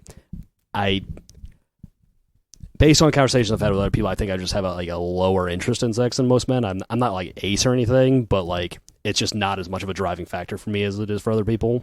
High five. Yeah. Okay. I enjoy doing it with you. You know, like whenever, like I'm cool, but also I agree. Like it's never a priority for me. Like unless I'm like already interested in the person, like there are people who are attractive enough they could be like, hey, we should do it, and I'm like, fine.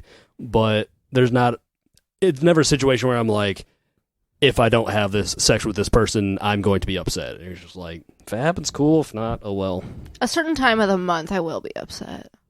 Well, that's a biological imperative at that point. Yeah.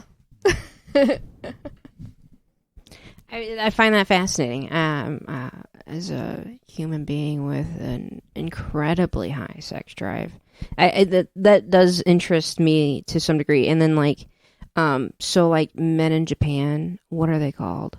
The men that are shut-ins. I can't remember the name. I remember what you're talking about, but I don't remember what it's called. Hereabouts, we call them incels, but Right, here we call them incels. There's a specific name for them in Japan. And but there, it's actually very average that people don't lose their virginity until they're like 30. Yeah, it's because you got to be you have to have your career all figured out and everything. Like, right. There's a lot more focus on specific traditions and stuff in Japan than there is here, where it's, I mean, here you had Elvis singing songs about getting laid, and like that was back in the 50s that we tell ourselves we're very puritanical, but really weren't. I also want to point out that the suicide rate in Japan is also really high. So I think people should get laid a little bit more often. I mean... Yeah, I don't think it should be dependent on your career. It's two separate things. I agree. More if everybody's down for it, then more people should be getting laid, but it's not always it's usually not just a one-person decision-making process, so... You're right. Usually it's not. Ideally, it's not a one-person decision-making process. Ideally. Bill Cosby. Anyways, speaking of Bill Cosby, he's touring again? I had heard that, yeah. Would you go see his show? I don't really have a whole lot of connection to Bill Cosby, so I was shocked that he got out, but also not entirely surprised. And I wouldn't have seen him on tour if he hadn't had all of the sex scandal and everything. Like, it wouldn't have appealed to me if he wasn't a monster, so it's not going to now that we know that he is. Yeah, Right. That's kind of how I feel. Like, I've seen The Cosby Show, when I was a kid and there was literally nothing else on. Yeah, I was scrolling through and it's on TV Land or something. Yeah, but I don't know. I don't really care for him. I mean, like, if it was, like, for free and I wasn't doing anything else better that night, then sure. I would go. Like, don't get me wrong, I like some problematic artists. I enjoy Kiss, Gene Simmons. Kid Rock. I don't really like Kid Rock at all, but like Gene Simmons is a fucking asshole, and I still love his music, even though it's pretty generic.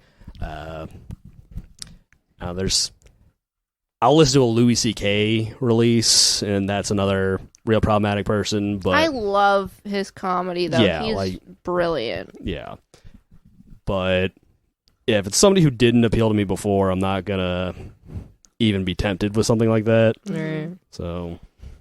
Yeah, I'd probably go see him, but Bill I don't Cosby. really want to because I feel like I'd fall asleep through it. Yeah, that was a setup for There's just a that long one. way to go for that. Yeah. Jesus Christ. Man, there was something else I wanted to ask about, but I forgot what it was. Do you like clean comedy? I mean, if it's funny, it's funny, whether you say fuck or not. So, like, somebody's not going to be like, oh, well, this is a clean comedy show. And I'm like, oh, well, never mind. Like, Right. so I'll listen to Jim Gaffigan, but I'm not, like, actively seeking it out. I'm also, like, as far as the four-way comedy scene goes, I'm not technically a comedian, so it's a little bit of a different status for me. Like, it's always kind of blown me away that in the early days especially, we would have comedians who would come up to me like, oh man, magic must be way harder than comedy. It's like, magic is so much easier than comedy. Like, if I do fucking terrible, as long as the trick works, people still enjoy it. Like, comedy, all you have is you. But you seem to mix magic with comedy. Yeah, that's it's really easy to be a bad magician but still get like people to laugh and stuff, but it's also real easy to be a shitty magician who people are upset they have to sit through a magic show for. So But you're a good magician and you're funny. Thank you. You're welcome. Yeah, this is it's not as prominent now, but there's a history of like enmity between magicians and comedians historically. Like, if you talk to like older comics, they'll tell you how much they don't fucking like magicians. There was actually some of that when I first started in the scene. Me and Isaiah's buddy Sam Hollis, who lives in California now, when I first started coming around, he had been in Chicago, and like, so about a month after I got started, he was at Wrigley, and he was like, and he was heard there was a magician. He was real mad about it, and be like, well, Sam, what's your deal? He's like, magic fucking sucks, and it has no places in open mic, and just blah blah blah. And then everybody's looking at me like I'm gonna get offended, but I'm just laughing because I'm like, just wait. And so I went up and I did the thing where I put the screwdriver in my face, and he was like, oh, he's actually pretty good. Like, you can do whatever you want. Like, it's okay. So when me and Kristen, we went to Chicago, and she put on like a thing by Maria Bamford, and she was saying all this shit about like you can do laundry and that's stand up, you know. And I don't know. I just feel like Andy Kaufman approach, yeah. I hate the like gatekeepiness of like what stand up is or like what it should be. Like, you, even though like you're doing magic, I still see it as you doing stand up too. Yeah, and like my biggest influence as a magician is like Penn and Teller, who like, you know, they're magicians first and foremost, but the whole thing with them is like, if you're funny, then people don't care that if it's a magic show or not. Like, they'll still enjoy. Like, you have to put on a good show, and then it doesn't matter what you're doing. Exactly. Yeah. Yeah, and that's always been kind of my driving factor. It's like, because most people, if they encounter magic, it's not good. Like, most people in any art aren't very good, but it's easier to find good stand-up than it is to find good magic, just because there's more comedians. And most people's experience with magic, if they have any, is like on TV, a birthday party magician, which are usually guys who aren't very good. Sorry to the guys that I know who are birthday party magicians. All the 4-wing magicians are pretty good, but it's statistically speaking, there's a reason why birthday magicians are portrayed the way they are on TV, or it's either their uncle, grandpa, or some dickhead at a frat party who does one trick and then explains how it's done. So you're not getting like a real experience. You're getting somebody who's like, here's a fun gag, and then go fuck yourself, get out of here. Yeah. And I've always been very conscious about avoiding being that, because because like you do things that are like unexpected, kind of, and like also no one really knows how you do it, except for like I feel like the string through the eye, like. I don't know if that's really magic as much as it is science, but it is really gross. Yeah, that's so when I was getting started actually doing live stuff, aside from the stuff that I would do with like open mics and stuff, there was a guy called, his name's Joe, but he went by Misfit. He was part of Misfit's Renegade Sideshow. And we would go to like Carl's Tavern in New Haven and stuff, and we'd do sideshow stuff. So he would do sword swallowing. He'd have me stick the screwdriver in my face. He would escape from handcuffs or whatever. And it was very much like everybody else we knew who was doing magic was doing like card stuff and cups and balls, and it's all cool stuff, but it doesn't really work in like a not close-up setting. So he was like, well, I'm different from these guys and you're different too, so we should work together. And I was like, cool. And then there's the trick that I do where I have the phone in the bag? No. Okay, well, it's a variation on what's called spike roulette. Okay. Which is where you have a... Oh, where you like, destroy someone's phone. I do not destroy somebody's phone, Stacey. Right, that is the you entire don't point. do it, but it's like, that's the fear. Yeah. Yeah. Yeah, so as part of the sideshow, there was one night, and then Joe was like, We're going to have you go on last. We just need you to bring out something real impressive. I was like, okay, I got the right thing. And so I stuck a 3-inch roofing nail through a deck of cards, and I put that in one of the bags instead of a phone. And so I spin it around, and there's 4 bags. And the first one, I smash it. It's good. No problems. Spin it around again. I smash the next one. Good. No problems. So we're down to 2. And I spin it around again because I had them all on a lazy Susan because I didn't have Isaiah there to mix them up. And I lift my one hand up, and I bring it down, but I stop because I'm like, oh, no, it's a fake out. And then while I'm doing this, I make eye contact with the prettiest girl in the bar. She's the only one there who's single, as far as I know. There's a reason why I didn't ever get a chance to talk to her. And I shoot her a wink, and then I raise my hand up, and then I slam my hand down on the other one, and I see it before I feel it. The back of my hand kind of grows about half an inch, and then I'm like, oh, no. Maybe they won't notice. And so I lift my hand up, and the bag came with it, and I was like, well, I guess that didn't go to plan. So You stabbed yourself in the hand? It was a very minor case of impalement, yes. Oh, my God. Yeah, and then I yanked that off, and I'm throwing all my stuff in my bag, and I get a Band-Aid from the bartender, and like as I'm leaving, because I had to drive myself to the ER because I just put a nail in my hand. So you fucked up your trick? Yeah, I fucked it up real bad. Because you wanted to fuck some girl? Yeah. Wow. I mean, it would have been... The reason why it was especially bad was because I couldn't stick around because I had to go to the ER because the day after the next, this was Saturday night, Monday I had to drive down to Mount Airy, North Carolina, which is a 13-hour car drive for my job. And if you've got a big hole in your hand, slinging steel around is not the most sanitary thing. Did you take the day off? Oh, I had Sunday, so I was good. But did you get a tetanus shot? Yeah, I got a tetanus shot. They gave me some antibiotics and some painkillers that I didn't use because I had to go drive 13 hours. But yeah, it was not my finest hour. So do you still do that trick now? Not that way. You do it with someone's phone instead? Yeah. Okay. Because the thing about Spike Roulette is there's a lot of videos online of what happened to me happening to somebody else. Oh. Like, was there a video of you? There was not a video of me that time. That sucks. That's part of the fun. You know what I mean? Like, I feel like, so we play, us as comedians play onto, you know, trying to get people to laugh, but you're getting people's fears involved. Yeah. Mm-hmm. You know what I mean? Which is a lot of fun. So when you see comedians and they're not, or I'm sorry, you see magicians and they're not on television, you're like, is it going to happen? It's like Evel Knievel in a way, you know? Well, Penn and Teller actually have a thing about that. They say, I think Harry Houdini was the one who originally said it, but their thing is, if it's more dangerous than sitting in your living room at home, you shouldn't do it.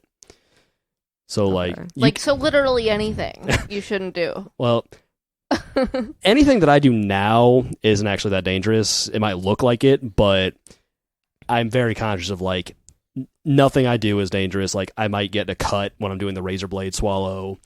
Or, what the fuck? You've definitely seen me do that one. No. I guarantee I would not watch that. Well...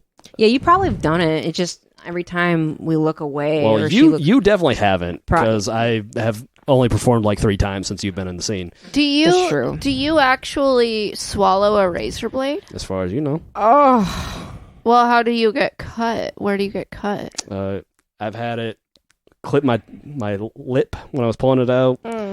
The most embarrassing time for that one, it was at the latch string when that was still a thing, and I did that. And another part of my act, I gave a copy of my book to Genesis Easton, who's a area comic. I don't know if she still does it, but she used to be doing a lot around here, and then she moved back. It's a whole thing. What a dope name. She's really cool. She's funny as fuck.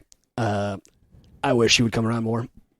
But so I gave her a copy of my book, and then after the show, she came over and she's like, "You should sign this." I was like, "Oh yeah, of course." And I reached into my pocket where I thought I had my marker. Oh no! But I didn't realize that what was actually in there was just the razors. So oh my god! I ended up cutting up my hand pretty bad. It was, again, not my finest hour. Did you sign her book with your blood?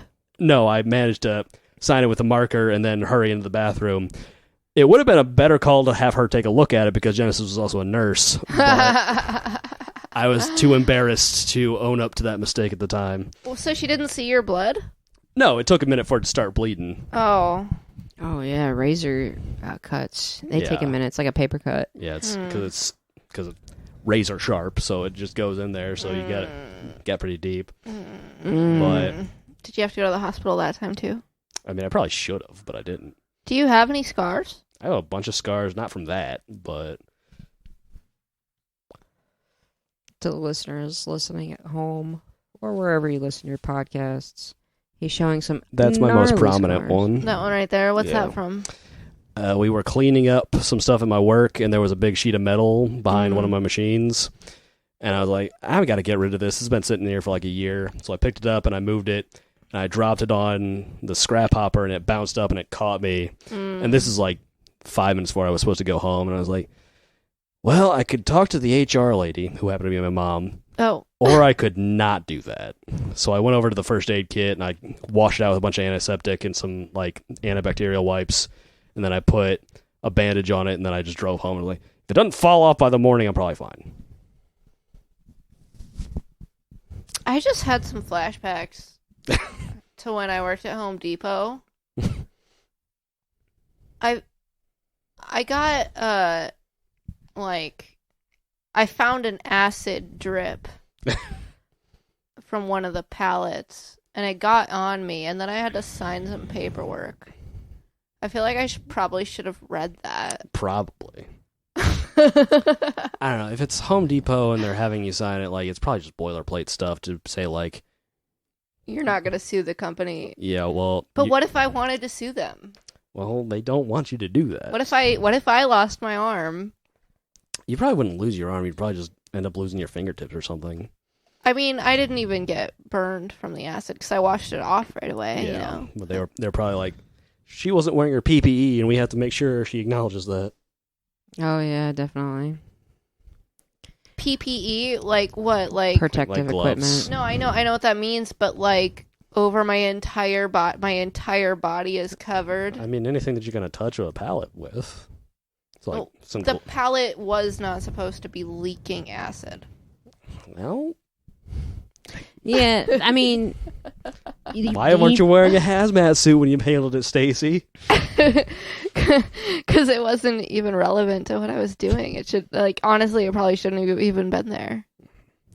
Well, maybe.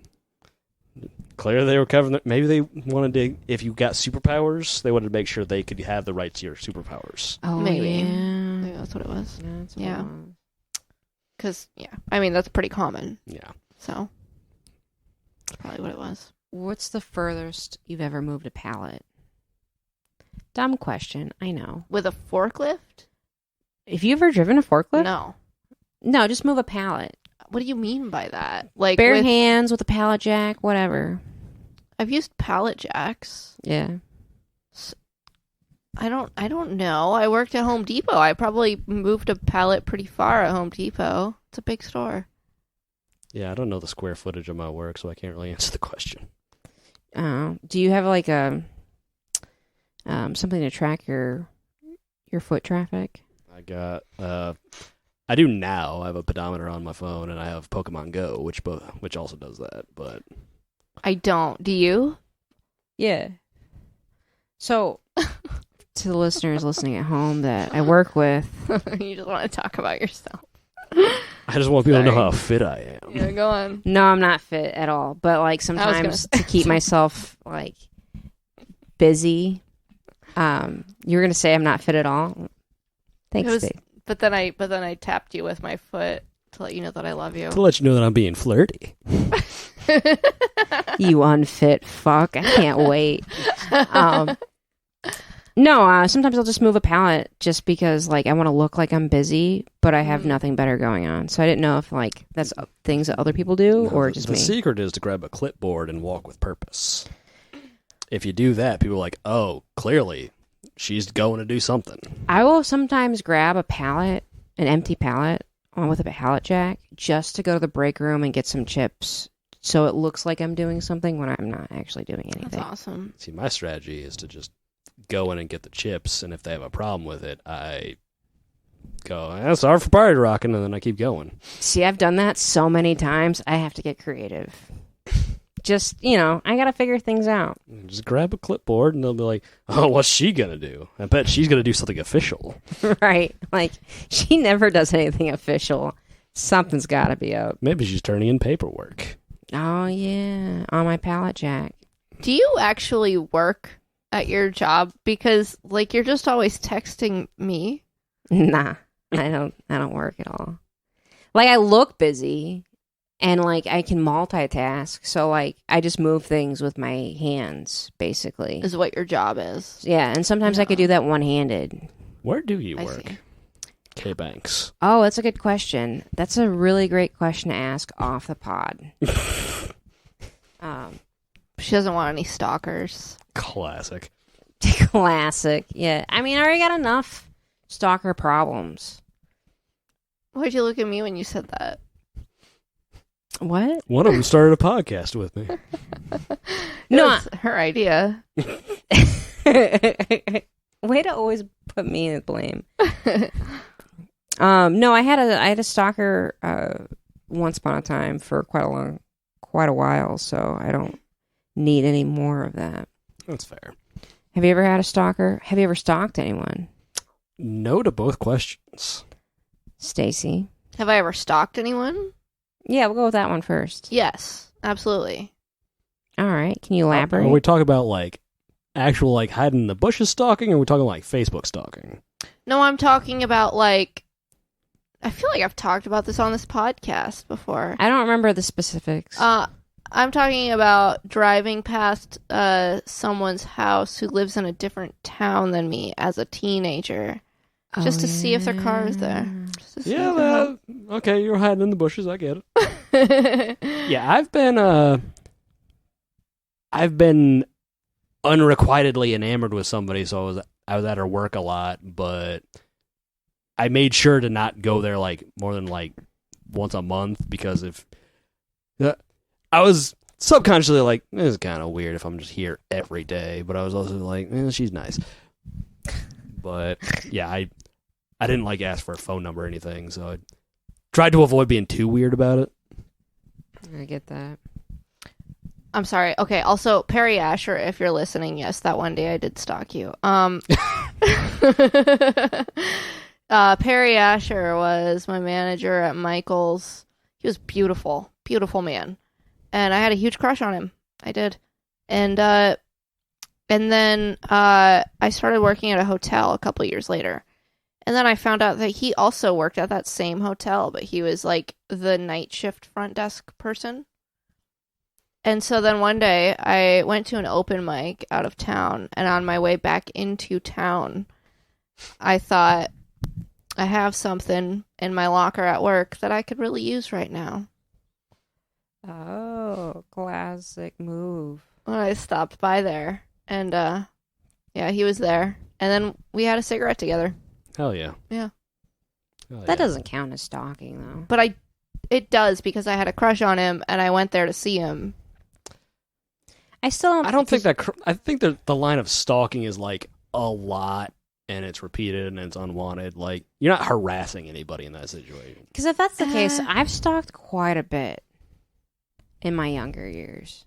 I've done a lot of stalking, if that counts as stalking. Okay, sorry, I don't know. I'm just trying to toot my own horn, I guess. But, like, no, I'm not like a fucking creep. Like, I'm not gonna do anything like too major and like get in trouble. You're not gonna like pick the locks out of the house or anything. No, I might want to, but I'm not gonna go that far. Can you pick locks?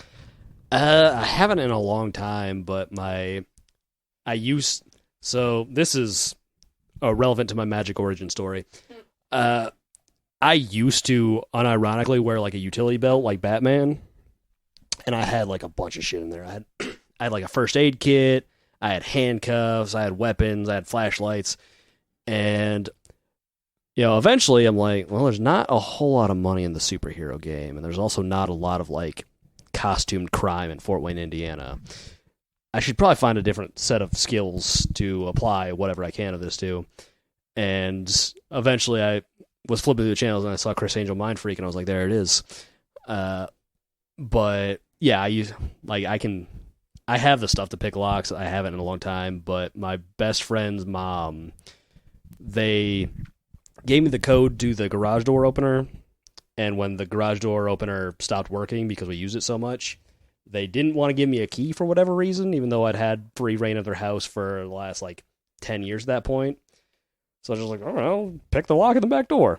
And so I picked the lock frequently enough that eventually the lock broke, and they had to replace it. And when they replaced it, they were like, we should give Clint a key. And I was like, yeah, you probably should. Wait, who were these people? I'm sorry, I stopped listening. They are my best friend's family. Oh, okay. So, they knew me and everything, but... For a second, I thought it was your parents.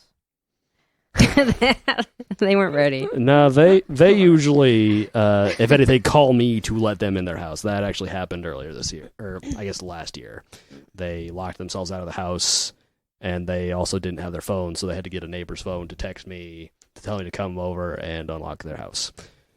And it was very inconvenient because it was in the middle of the day, so I was at work. Brandon used to be a locksmith for the longest time. He can pick a lock pretty easily. Yeah, if you're good at it, it's you can do it right away. I'm not super duper good at it, but I was actually thinking about becoming a locksmith for a while because it's pretty good money and it's a more interesting trade skill than what I got going on. It is. I could probably set you up to be an apprentice if you want. Hell yeah. I might end up taking you up on that at some point. I don't know. Yeah, he's also a bald-headed guy, so you guys will get along great. Yeah, I was oh, you were at the meeting? I'm like, hell yeah. Yeah, you probably already met him. Might be related. You might. You kind of look alike. Yeah. Are you related to a bald locksmith? Not that I know of, but... He will be. He will be. I don't think that's how that works. Oh, I don't know how locksmith people work. That's the one part of it. It's this is the esoteric type of skill. Have you ever picked a lock? Have I ever picked a lock? Yes. Can you elaborate? You know those types of doors that are in houses that on one side it has the lock, and then on the other doorknob it has a hole in it, a little hole, and you can stick a paper clip in there, and if you jimmy it around enough, then it'll unlock it. So you're talking about like a bathroom door or something like that. Mm-hmm. Okay. Yeah. I used to have to do that all the time when I lived with Jess because that was very toxic. Oh, yeah. Yeah. I've never picked a lock besides the bathroom door thing, but I have shimmied a door with a butter knife or a card or something like that. Cool. Yeah, good stuff. Yeah. Yeah, the lock picks are the one toolkit kind of item that I still own, but I don't carry with me because if you get pulled over with that, it could be an awkward conversation. They're legal to own and everything, but if they decide they want to jam you up, then they can also give you possession of burglary tools, which is a felony. So, right, and if they ask you, "Are you a locksmith?" you can't be like, "Oh yeah, definitely," because they'll want a card or some proof. Yeah, you could say "Oh, I'm just doing some work in my house," but also it's just easier to leave them at home. I have had a couple people be like, "Hey, can you come pick the lock?" And it's I can swing by, but I'm not going to make any promises because I haven't successfully done this in years. Wow. So. Shall we try? Should we try a fuck, marry, kill, or two emotions equal scenario? I feel like two emotions equal a scenario might be fun with Clint. Unless, Clint, do you have any other game ideas that we could do on a podcast? Not offhand, no. Okay. We could always do pick a topic out of a hat. I forgot my hats. Actually, I couldn't Where's the find- hats? I couldn't find them, actually. Just a really apropos title for this podcast, huh? Oh no. I have hats, but do you have topics? I do. Yeah, I've got a couple hats. Go get one. Do you want to do that? Sure. Okay. Now I have to get up. All right, I'll be back. All right. Talk amongst yourselves. Harvey likes to talk too. Harvey. Cute cat. I like Very cats. cute cat, yeah. Yeah. I saw a thing on Facebook today about weird cat patterns. And there were a lot of cats that had hearts on them. Yeah, I've seen my friend's dog. They have a big Saint Bernard, and he's got a little ghost on his butt. They call it his boo butt. A ghost. Yeah, a little Pac-Man ghost. Oh, that's cool. Yeah. He's a big sweet boy. He's also a drool monster, so I try to keep him at arm's length whenever I'm over there. Yeah, I don't like big drooly dogs. I don't like dogs that drool a lot, and I don't like dogs that shed a lot. I mean, I'm fine with the shedding. Like, I wear a lot of black, and my roommate's got a half-white cat, so I kind of have to dress and then leave if I'm going to be doing anything. But, like, a lot of, like, this shirt and these pants are made of, like, nylon, so they don't hold hair at all, so. That's awesome. Yeah, I just have, like, lint rollers. Like, I have one in my car, and I have one in my house. I've got a couple of those sitting around, too, just because sometimes like, well, I don't feel like getting a different shirt than this one, so we're just going to go ahead and go over it. Yeah. You know what sucks, though, is when you have animals that shed, and then you have couches that, like, really hold the hair. Yeah, I'm really going to have to go to town on my couches before we have my birthday party. Or you could just tell people to deal with it. Which hat do you want to use? Let's go with the bowler there, yeah. You look so cute. Thank you so much, Stacey Stark. Do you have topics? I do, but I'm going to take a picture of you first. Do you want me with the microphone? Whatever. You trying to look sexy now? No, because it's not working. Yeah, you look cute before. Okay. No, go back to just looking at me. For those listening at home, Stacey and Kay are being adorable right now. Oh, that's so sweet. I appreciate it. That's nice. Nice of you. All right, I'll grab my shit. My mom has 3 large dogs and 3 cats. So her house is littered with... I mean, her house is immaculate. It's really beautiful, but it's just animal hair everywhere. Like, everything is hardwood and leather. Yeah. That doesn't change it. Yeah, I was going to say, we have all hardwood at my house, but we don't have a whole lot of furniture. So if you come over and you want to hang out, you got to tell me in advance. I'll dig out an office chair for you or something. Yeah.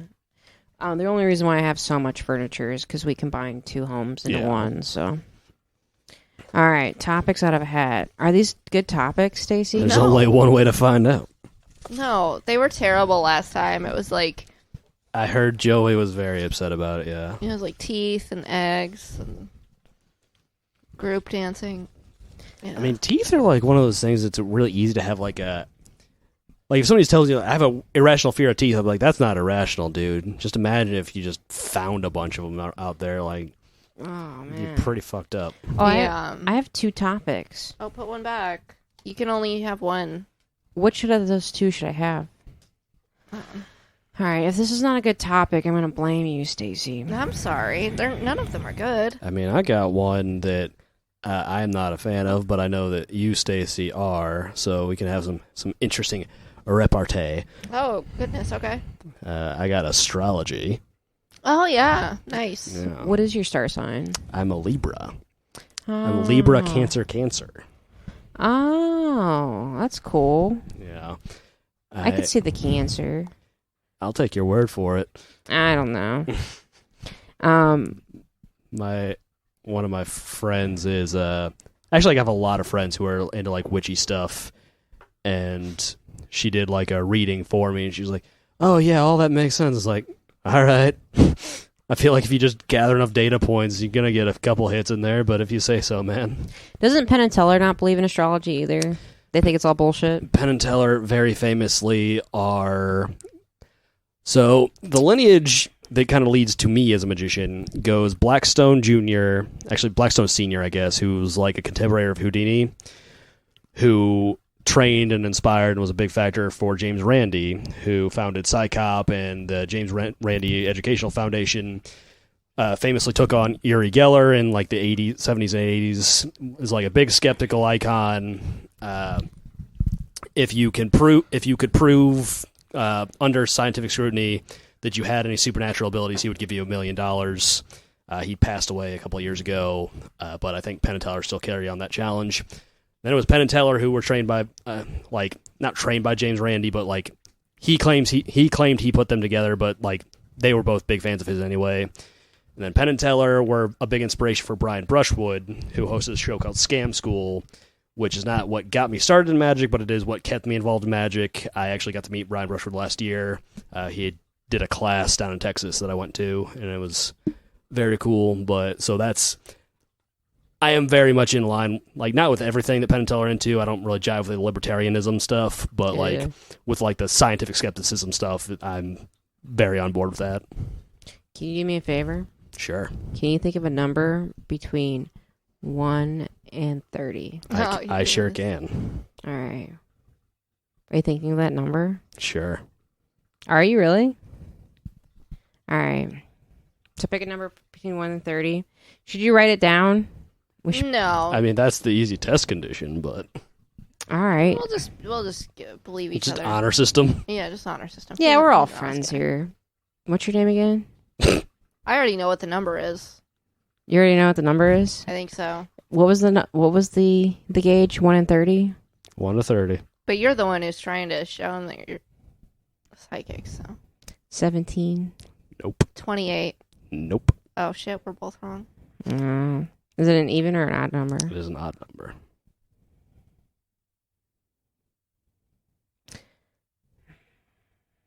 Between 1 and 30. It's not 15. I would say 19. Nope. All right. I am not psychic. 15. Nope. 11. Getting further away. 29. 25. Wrong way. Wouldn't be 25. It'd be 20. It's not 27. 23. It is 27. It is 27. Didn't you say 27? No, She you said 28. I said 28, so I was closest. All right. If we're doing Price is Right rules, you went over it, though, so... I don't think either of us got it. Well, you didn't. That was So, this was a few years back at the MMJ. I think it was the last MMJ festival we did. I ran into a gal who I'd gone to high school with, who... She was a senior when I was a freshman, and her sister was there, and her sister I'd kind of known, and her sister was real big in, like, astrology and all that stuff. She's, like, very witchy. And so she was like, "What's your sign?" And I was like, "Why don't you tell me?" Because I was being a smart ass. And she's like, "Oh, I'll bet you're a Leo." And I was like, "Nope." And she kept going. She got like 5 or 6 into it. And I was like, "Well, if you keep guessing, eventually I'll get it." And they're like, "Well, yeah, that's how it works." I'm like, "Yeah, that is how it works." You do have Leo vibes. I'll take your word for it. Yeah. When's your birthday? September 24th. That makes sense. I feel like, okay, so I don't believe in, I think it's all bullshit. Don't get me wrong. Like, it's all, when I say it's bullshit, I don't necessarily believe it. It's just, I can take it or leave it. Yeah, I mean. That being said, like. I don't believe in astrology, but it's not one of the ones that actually makes me angry. Like, if you want to, people use it as like a pop psychology thing, same with like tarot and stuff. Like, Right. A lot of people will use it, and then whatever the generalities are, they're like, okay, well, that gives me something to think about, at least. So, like, astrology is fine. Like, it's the people who pretend that they can talk to dead people that kind of piss me off, but... Do you think that there are people who... There's people who make money off of that. But, okay, I'm sorry. I'm a little bit drunk. I don't know how to ask this question. Is it just the people that pretend that they can, or is it, like, do you believe that people actually can? I don't believe that people actually can. Why? Because when you make an assertion, the burden of proof is on you to prove that assertion, and throughout human history, nobody's ever proven it under scientific scrutiny that they can talk to the dead. We have no proof that there is any life beyond this life. It's the same reason I don't believe in, like, heaven or hell or anything. If somebody could show me a ghost, then I'd be all for it, because that opens up huge new vistas as far as science goes. But as far as, like, I know a guy whose father is best friends with John Edwards, the TV psychic. Yeah. And we've never really talked about it that much, because, like, I don't want to get shitty with somebody over their friends, relatives, whatever. But there's something inherently predatory about coming to somebody who's grieving and sad, and, like, I just want to talk to my mom, dad, son, daughter, whatever. And to come to them and say, oh, yeah, I can definitely talk to them about it. Like, some people think it's like putting them at ease or something, but like, you're toying with people's emotions. And taking their money. Yeah. And like... No, I definitely agree with that. I think that if people do it like as a business, that's probably pretty fucked up. Yeah. Like, and like, you don't even... There's people like Sylvia Brown who claims to be able to do that and also like interfered in police investigations by saying like, oh, well, this is what I'm seeing, and like just emotionally torturing people essentially over the stuff. So like, yeah. So again, if you want to take your horoscope or you want to read your cards, that's fine. You're not hurting anybody. But like the people who make claims that actually do interfere with like real life or real science, I very much take issue with. Yeah, no, I listen to a lot of murder podcasts, and not once have I heard one where they said that the psychic was right. There's the old joke. There's the old joke. You'll never see a headline "Psychic wins lottery," and that's how you know. It's not how you know it's bullshit. It's just very strong evidence that it's bullshit. Yeah. So you didn't like the show Medium then? I never saw the show Medium, but I'm sure it was very entertaining.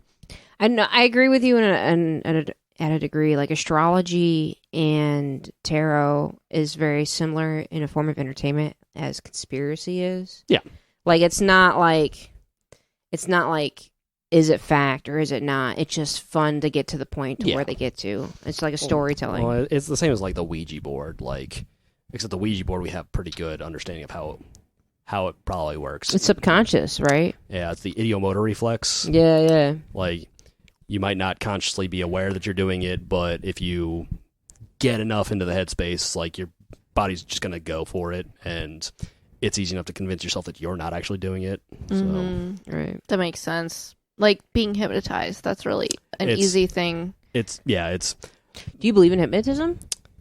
I mean, we have evidence that shows that some elements of hypnotism work, but you can be hypnotized if you really want it. Yeah, how much of that is just you being like, okay, here's an external stimuli, I'm going to actually do the thing that I want to do because I'm giving myself permission because of this. Exactly. Because I've been hypnotized. Yeah.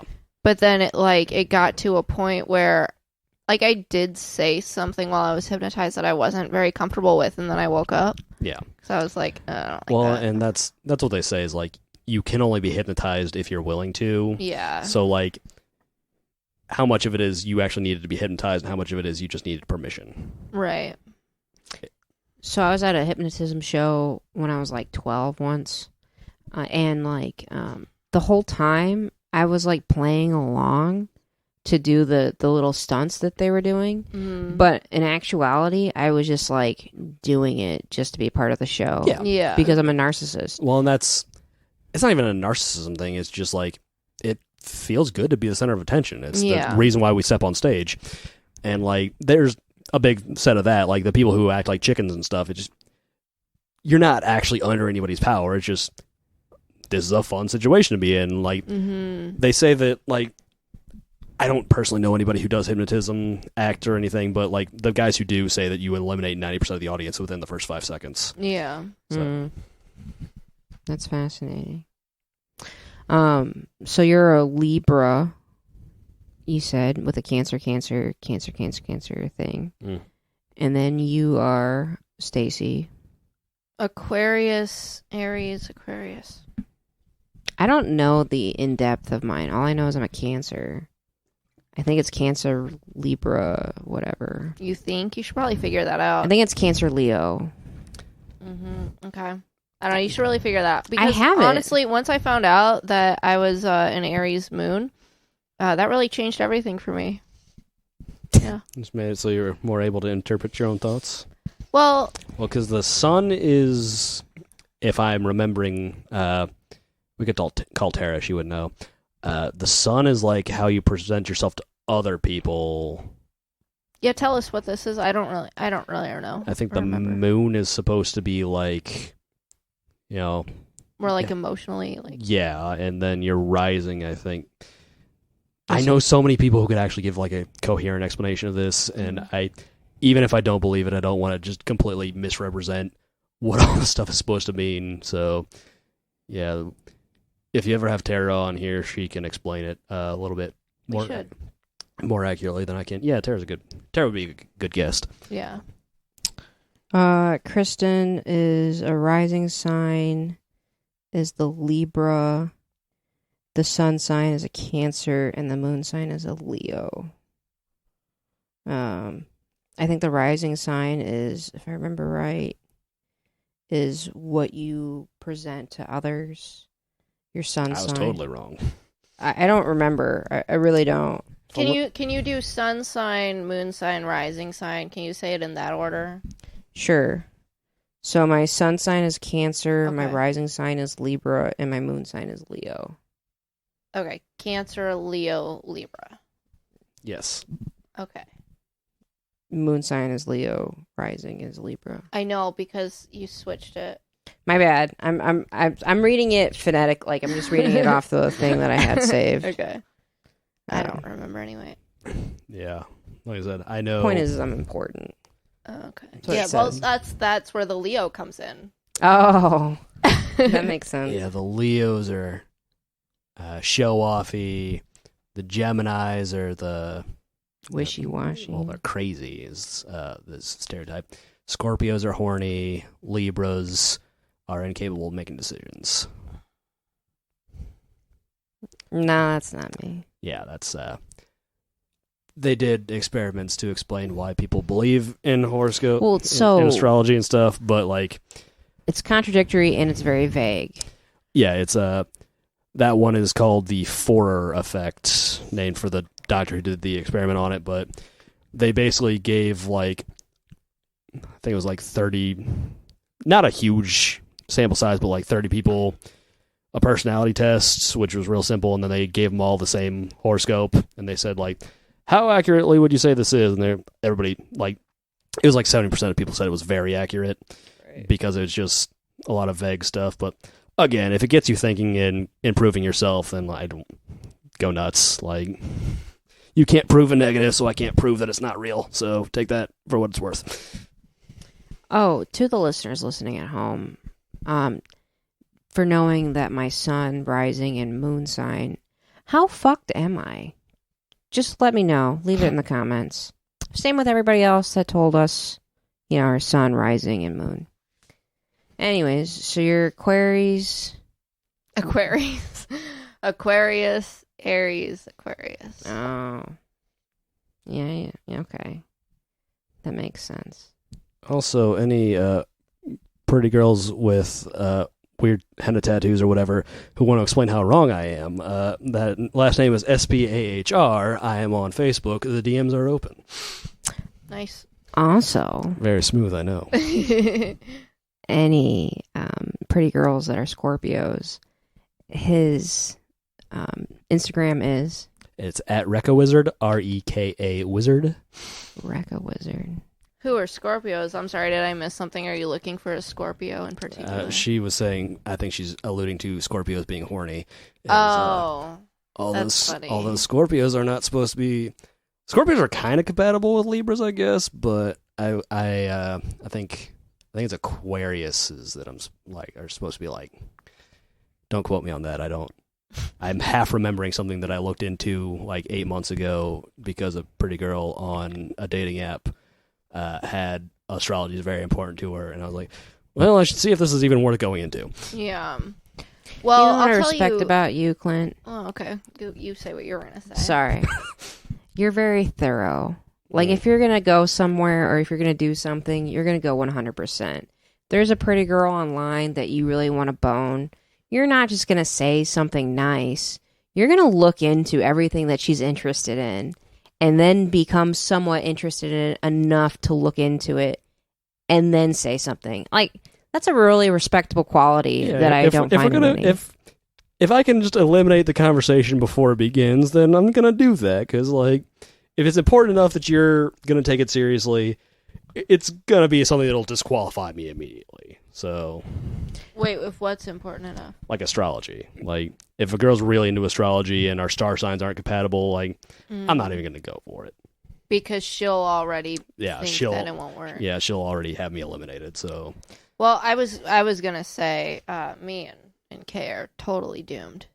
Oh, yeah. Yeah. I mean, I must say, the most heated lesbian relationships that I've been in Mm-hmm. are with Geminis and Aquariuses. You've been with other Aquariuses? Yeah, that stalker I was telling you about. We haven't talked about the stalker that I had.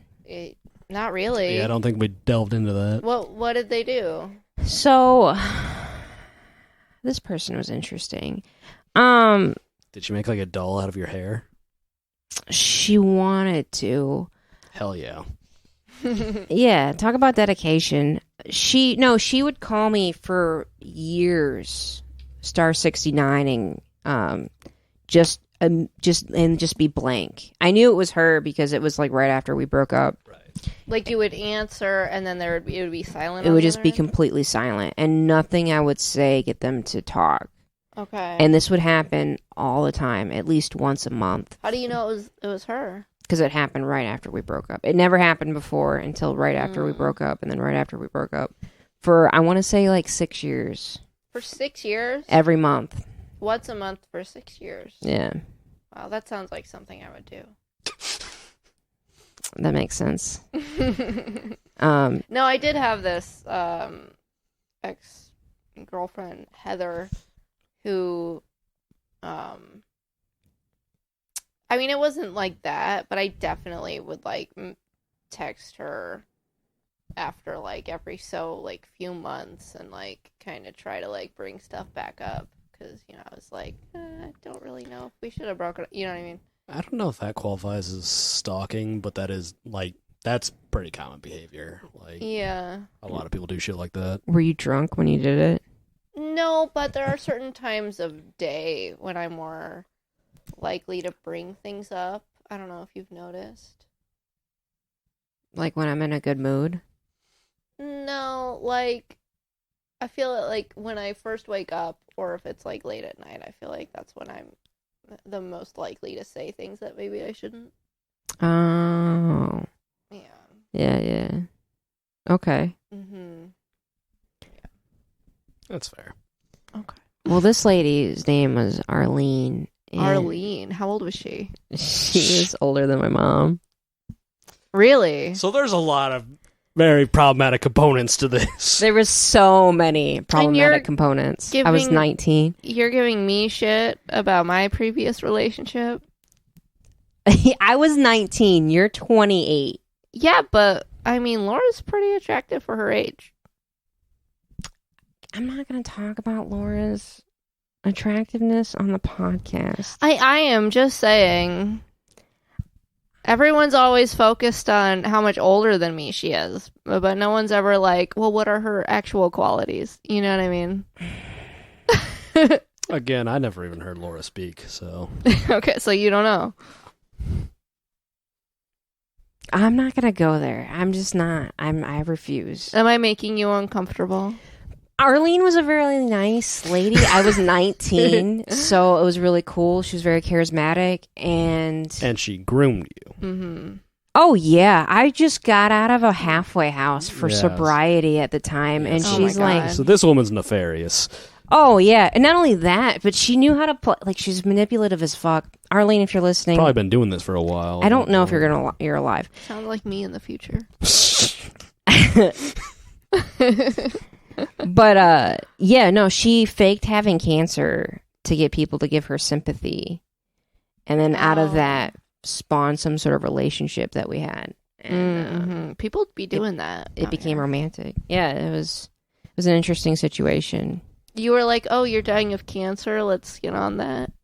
No, it wasn't exactly like that. Don't know how long we got, but we better get to it. I was just in awe in the fact that, like, she was dying of cancer, but she had such a, like, positive lease on life. And, like, I was, like, 19 and I hated everything. So I was like, how can I understand that? And then through that mentorship became a romantic relationship. Had a spring-autumn romance. Yeah. Well, Or whatever I that was expression spring. is.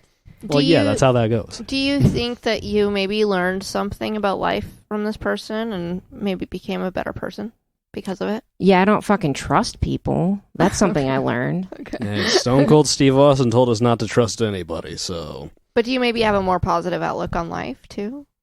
No. No? No. But she does know that if she gets cancer, she can slide into that sweet 19-year-old poon. That's right. I'm grooming everybody. I mean... Nobody's safe. Honestly, baby, you're so good looking. You could probably have any 19-year-old that you want. Jesus Christ. I appreciate that compliment. You're welcome. So, what's your Welcome topic, to the Stacey? last episode of the Where's My Hat podcast. Soft reset. What's your topic? TV shows. I enjoy television shows. Didn't we already cover that a little bit? We talked about some. We TV talked about a show few TV shows. material. Yeah. What's your favorite TV show? Favorite TV show? Probably Cowboy Bebop or Firefly. Firefly's really good too. Firefly was fucking bomb. I'm not as obsessed about it as anybody who watched Firefly, but they made a movie, did they not? Yeah, Serenity. It's Yeah. every couple of years I rewatch. I watch Firefly and Cowboy Bebop, and I include both the movies. But yeah, like it's prime Joss Whedon, so there's like a lot I of love Joss Whedon. He did Buffy the Vampire Slayer. yeah, and this yeah, but Firefly was or Buffy? Buffy. Oh, okay. Yeah, Firefly, when they made the movie Serenity, that was his first feature film before we realized what a bastard he is. But He's a bastard? yeah, he's a shitty dude. What'd he do? He's just really abusive to all the people he works with. Charisma Carpenter, who played Cordelia, I think, he was like super, super shitty to her. He like told her she was fat when she got pregnant and stuff. Like, not a nice dude, but he'll never take Firefly from me. Wait, was this when they were shooting Angel? Was she actually pregnant in that show? I don't know the exact timeline, but she's spoken out about it, and a lot of the other like Buffy cast people have also said stuff about it. Interesting. Yeah, this all broke because Ray Fisher, who played Cyborg in Justice League, said that when Joss Whedon came on to do reshoots, he was a fucking dick. And Ray Fisher was like, I'm not fucking dealing with this, so I'll get blacklisted from Hollywood if it means bringing attention to this. Mm-hmm. He also said that when Gal Gadot corroborated what Ray Fisher said, Joss Whedon was like, well, English isn't her first language, so she probably didn't understand what I meant, which I said she was a shitty actress. So, like... Oh, yeah, he definitely has a point. The fuck? Yeah. What a rude dick. Yeah, Wow. but yeah, Firefly is like it's very quotable, despite who the creator is. Like it's still a show that I enjoy going back to, and it's only 13 episodes, so you can get through it in like a weekend pretty easily. Did you ever watch Farscape? I never did. I've been told by multiple people that I should check it out because I've seen like half an episode. It's tonally kind of similar, and it's got a similar aesthetic and everything. Yeah, it's definitely a fish out of water type story. Yeah, that was really good. It's like from what I saw, it's kind of like the version of the Star Trek kind of aesthetic that would actually appeal to me. So, yeah, there's a bit of that. It's definitely a lot like Stargate in a way yeah, too. that's another one that I've seen a little bit more of Stargate. I've seen like 4 episodes of that, but You've only watched 4 episodes of Stargate? yeah. Did you watch the movie ever? I think I caught the tail end once, but like I'm into that kind of kitschy sci-fi stuff because like I've seen like Enemy Mine, I've seen like the OG Star Trek, like live action kind of televised sci-fi appeals to me a lot. Mm-hmm. Stargate's really good. Your favorite Star Trek series? The original one's the only one that I've seen enough of to really be a fan, but I also I caught like TNG when it was on after I got home from school. I've seen a couple episodes of most of it. It's just I never got into it enough to really be like a real Trekker. All right. What's your topic? Sorry. It's 10:06. Oh. Yeah. Mine is boyfriends. Oh, cool. What's your favorite boyfriend, Clint? Best boyfriend you ever had? Isaiah? He could only wish. Best Best boyfriend. Clark Kent is a very good boyfriend to Lois Lane. Okay. Poor Clark. Poor Clark. Why? He's kind of a simp. Is he? You know, for a woman like Lois Lane, I would be a simp too. Okay. I would be a simp for Wonder Woman, for sure. For Diana Prince, absolutely. And You're gay. And they're good friends, but Clark's a one-woman man. He's the idealized Midwestern boy, not an actual Midwestern boy, because a lot of us are problematic, but not Clark Kent though. That just back me up here. That was a gay thing she said, It was though. a very gay thing she said, but she's not wrong. Yeah, But also, you're gay, so whatever. Your favorite boyfriend, Stacey? my favorite boyfriend that I ever had. Yeah, was it Dominic? No, it was Mason Gates when I was in 4th grade. Aw. He was a Southern gentleman. He had white blonde hair and glasses. He kind of looked like Macaulay Culkin, but in My Girl. Oh, okay. But he had a Southern accent because he was from the South. So he wasn't like Macaulay Culkin in The Good Son. I've never seen that. He's a killer. Oh, cool. I'll have to check that out. I like murderers. But anyway, Frank's not very good. he said that our song was that song "Ain't No Mountain High Enough." Oh, Aw. Yeah, what a sweetie. I don't remember why we broke up. I'm kind of sad that we broke up. Probably because you were in 4th grade, and that kind of thing doesn't tend to last. He might have moved away. I mean, that's a good, valid reason. It couldn't be because you're, like, gay. I am gay, but hey, if Mason Gates is stuck around, then maybe I wouldn't be. Maybe he could have stopped it. Fucking Mason Gates, if you're listening. He was the perfect boyfriend. What if he's like, no offense, what if he's like bald and like, you know, a serial killer? Would you still give him a shot? What if he's just like aggressively masculine, like has a big lumberjack beard and shit, like the opposite of your type? You know, I found a Mason Gates on Facebook and I added him. This is a few years ago, and I don't know if it's him or not, but he's gay. Fascinating. Yeah. Speaking of, there's, according to Facebook, only one other Clint Spahr in the United States, and I get his email sometimes. Oh, yeah? Yeah, because, it's not super often. Other Clint, if you're listening to this, you should really get to your firefighter training. I'm sure that they could really use you. But yeah, he's like, I think by now he's like 21, but he just occasionally signs me up for email stuff. Like, okay, dude. Like, do you know other Clints? I am friends with one other Clint, Clinton Brigette, who is a flight attendant who I've known since college. But like, you'll meet another one here and there. But he usually goes by CJ, but I usually refer to him as the other Clint, so that people will know that I'm talking about him. Mm-hmm. Good to know. Who's your favorite boyfriend? Mine? Yeah. There's so many. Just kidding. They're all one night stands. Let me think. There was a guy, a little redheaded boy named Jake, who I got married when I was 11. Mm-hmm. He was cute. He was a good guy. And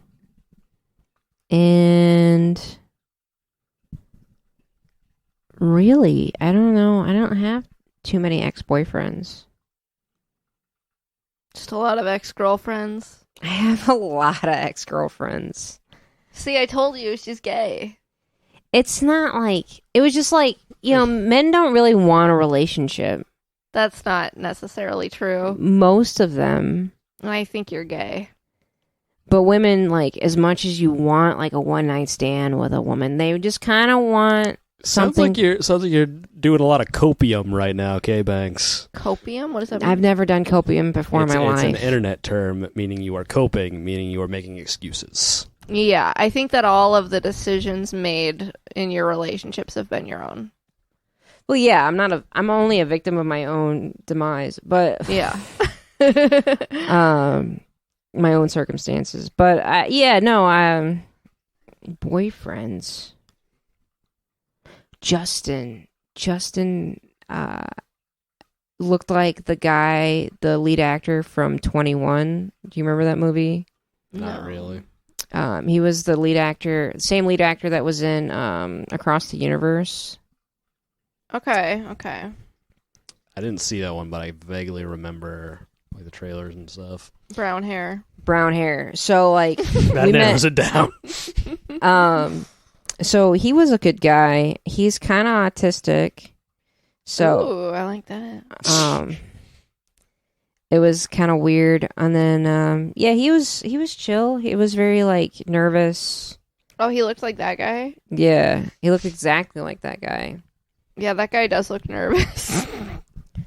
Yeah, especially after we got done dating. But no, he was really chill and he was really nice and he was really just a dumb 15-year-old. Oh, okay. And I was a Kind of dumb. looks like the guy from Skins. Or not Skins, Other Siders. The Outsiders? Other Siders. I don't think I've seen it. I'm probably naming the show incorrectly, and somebody will know what I'm talking about. It's a British show about 3 loser teenagers. Oh, the In-Betweeners? That's the one. Oh, I know exactly who you're talking about. Good show. Yeah. If only I could remember the name of it.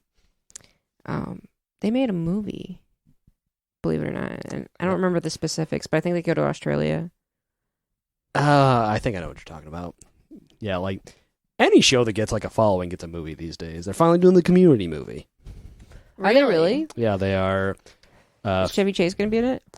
No, they're never going to work Jeff Chase again. Wait, why? What did he do? I forgot. He's just a dick. He's an asshole. He's like a notoriously shitty person. Hmm. And it was apparently so intolerable to work with him that they would, at like a Christmas party, they all chanted "Fuck you, Chevy" in front of his wife and his kid. But he was like an asshole to Donald Glover. He would never come to set on time. He always thought he was better. Like he thought he was so funny that after one season of SNL he quit. Yeah, because he thought he could go some places. And like, wow, that's really dumb. The reason why Pierce Hawthorne gets like progressively more shitty and racist throughout the show is because they were basically fucking with Chevy Chase. Oh, okay. Because he's such a dick. That's funny. Yeah, and that's why they ended up killing him off, is because one day he said, well, if you keep writing me this way, I'm eventually going to say, and then he said the N-word on stage, or on set, and they were like, you need to get the fuck out of here. And then they killed him off. Wow. So wait, they just kicked him out and like rewrote whatever it was? I don't think they had to do a whole lot of rewriting. I think he was already not coming back at that point, and then they just wrote him off the show, and then he had one more appearance as a hologram, Yeah. And then that was the last they're going to do with him. But yeah, they're going to start shooting in June. Didn't he like kill himself for a cult in the show? He was part of a cult, and so they like vaporized his remains. Okay. But yeah, Chevy's an asshole. Yeah. I'd still talk to him though. Okay. I'd ask him what Bill Murray's like, and because Bill Murray's also kind of an asshole, but Is he really? Mm-hmm. I've heard mixed things about Bill Murray. Bill Murray is like quirky and weird if you encounter him in real life. So people like he's got a cult status, and he's legitimately a lot funnier than Chevy Chase ever was, and he's a little choosier about his movies. So like he has a higher profile, but like he was super shitty to Lucy Liu on the set of Charlie's Angels. He's been like really aggressive to a lot of other co-stars and stuff. So just kind of fuck Bill Murray too. But Man. Yeah, he really likes the Anderson. What's his name? Wes Anderson movies. Yeah, He's yeah, like yeah. a big fan of Wes Anderson. I think he's been in every Wes Anderson movie. Yeah, I think so. Yeah, I would talk to Bill Murray though. He also, the guy who voiced Garfield on the cartoon of Garfield, Bill Murray felt that he sounded too similar. So when they made the Garfield movie, he pulled some strings to get that guy fired so that he could voice it, because he thought the guy who was directing it was one of the Coen brothers. But they weren't? Nope. Just another guy whose last name was Coen. Oh, that's funny. Yeah. What a guy. What SNL cast member would you ever meet if you had the chance to meet him in real life? Kate McKinnon. Out of all the cast members, living or dead, for the past 50 years. I mean, okay, that's really not that fair because it's just because I have a huge crush on her. I don't know. I get that. I mean, I'd probably just do Andy Samberg, go real straightforward. He hasn't had like a career downward spiral yet. It'd be like, hey, Andy Samberg, you put me in Hot Rod 2? And you'd be like, we're not making Hot Rod 2. I'm like, well, if you do, keep me in mind. Yeah. You could do magic at a birthday party. Yeah. I guess another one would be Fred Armisen. I love him. He's really cool. Yeah, he is really funny and really cool. Mm-hmm. I'd meet Pete Davidson. Oh, yeah. No, that's not who I'd meet. Out of all the cast members. I think I would meet Will Ferrell. Oh, yeah. Will Ferrell would be really cool. You know, I wrote a screenplay when I was in middle school with Will Ferrell as, like, the lead actor. Like I cast typed him in a movie. Hell yeah. Kind of anybody from when Will Ferrell was on there would be good too, because like Chris Kattan was on there then, which like I'm kind of iffy on Chris Kattan, but like I haven't heard anything that makes me dislike him. So, but Tina Fey was on there around that time. Sherry O'Terry. I'd love to meet Sherry O'Terry. Yeah, she's funny as fuck. Yeah, she is. Molly Shannon, I'd love to meet. Molly Shannon was on at the same time. Yeah. I really would love to meet anybody that's been on SNL. Mm-hmm. Yeah, that'd be cool. Oh, Tina Fey. It'd be cool to meet Keenan. Yeah, exactly. Keenan Thompson. Oh, yeah, the one that I did that competition to meet. Yeah, I would absolutely not ask him anything about Saturday Night Live. I would only ask him about Keenan and Kel and all that, but... Mm-hmm. Yeah. Did he write on there or no? I could not tell you. I'm sure one of the other comedian people probably could, but I don't know. I think he does write for SNL now, but I don't I mean, I'm sure he probably had ideas that they used. He probably would have said like, "Oh, this is something we can do," and they'd be like, "Yeah, okay." I'm sure that they had like a lot of like improv-y stuff for like they for sure did, yeah. Just like fucking around to try to come up with ideas. Yeah. Well, like a lot of the Good Burger sketches between him and Kel, like they were just trying to make each other break. So. Oh yeah. Yeah. What time is it? Game time. It is 10:19. Do we want to do and sleep with, marry, kill? Fuck, marry, kill. Why did you say it like that? I wanted to change it up a little bit. She wants to expand the audience. Get that family-friendly market. Sure, let's do a fuck, marry, kill, but then let's end this shit so it's not too long. Right. All right. Oh, do I have to come up with them? Do you have a topic? I think Clint should. Aristotle, Plato, Socrates. Go. I don't know what any of these people look like. A bunch of old dead Greek dudes. All right. None of them, because they all have tiny penises.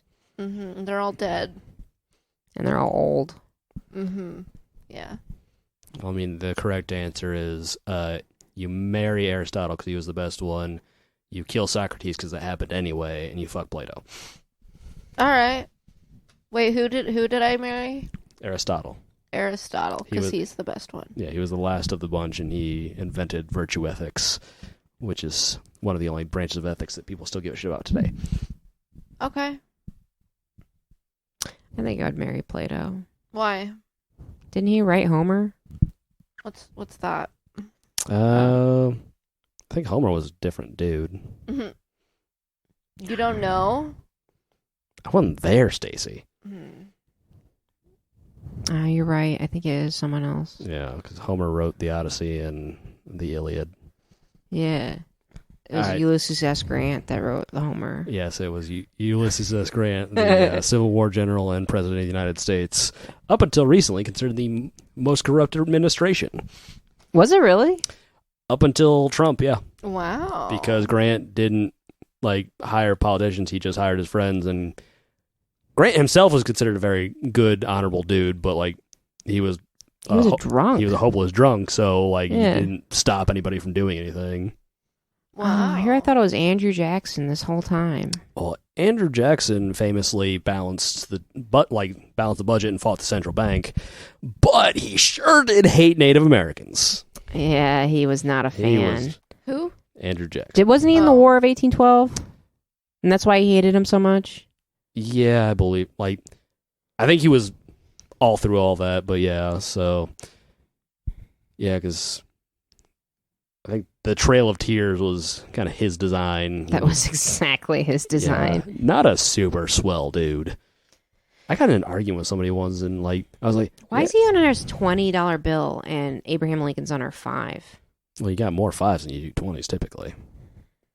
Yeah, okay, but I also don't think there was like a super scientific process of it. I think they were like, well, this is a president who people during this time frame like, and like probably not at like a super bright spot in American racial terms when they were figuring out who to put on the money. they should probably put someone else on the $20 bill. Like, you remember how they were talking about putting Harry Tubman and Yeah. different like American fandom. Like people who actually did something good. Yeah. I don't even think you need to get people who do something good. Just like maybe not presidents. Like make it something cool. Get like Wyatt Earp on there. Get the Wright brothers on there. Yeah, that'd be a good one. Yeah. The Wright brothers. Oh yeah. Tig Notaro. Yeah, exactly. There you go. Yeah. She could be the $5 bill. Right. Mm-hmm. If they're going to put me on a dollar bill, I want to be a 10. I don't want to be the 2. You want to be the 2? You The would $2 bill. You'd Just- make it good too. just- like not many people had me, and when they were like, "Who's this guy?" Who's on the 2 now? I could not tell you. You know what? I'm going to answer this question for us right this moment. And I will look up a different fuck, marry, kill. Which type of money would I be on if I was on money? If it were me. The 6. The $6 bill. Jefferson's on the $2 bill, which makes sense. Oh, did you actually look at money? Yeah. That's funny. I thought you were going to look it up on the internet. No, I have a $2 bill. Is that where you keep it? It's not mine. I'd love it for that to be mine, but it's not. Whose is it? Is it Dean's? Is it Baby Dean's? No, he's not 2 yet. He can't have it. But maybe once he turns Okay. 2. Whose is it then? Is it Brandon's? It's Brandon's. The other person who lives here. Okay. Did you find one? All right, we're gonna do Edward Cullen, Dracula, and Blade. Who's Blade? Why are we putting Edward Cullen in this? So you have an easy solution for one Twilight. of them. What is Blade? Oh my God, Stacey! I need of all of the pop culture things you don't understand. Blade is the one that I need you to know about. Wesley Snipes is a half vampire who so hates the vampires that he will kill. He hunts them and kills them. He's got a sweet ass sword and a badass trench coat, and he's Wesley Snipes, so he just always looks super cool. Is he a vampire? He's half vampire. Oh, half vampire. He's the Daywalker because he has all their strengths and none of their weaknesses. Marvel? Yeah. It was actually the first Marvel movie, wasn't it? Mm-hmm. The first that actually saw a theatrical release, because there's like a shitty Fantastic Four movie that never got released. You can only find it in Comic-Cons. There's like the made-for-TV Captain America movie where he's got a helmet that's got ears attached and shit. Yeah, I remember. All right, I'm gonna Not marry. remember. I'm sorry. I'm just answering now. I'm gonna marry Edward Cullen. Shame.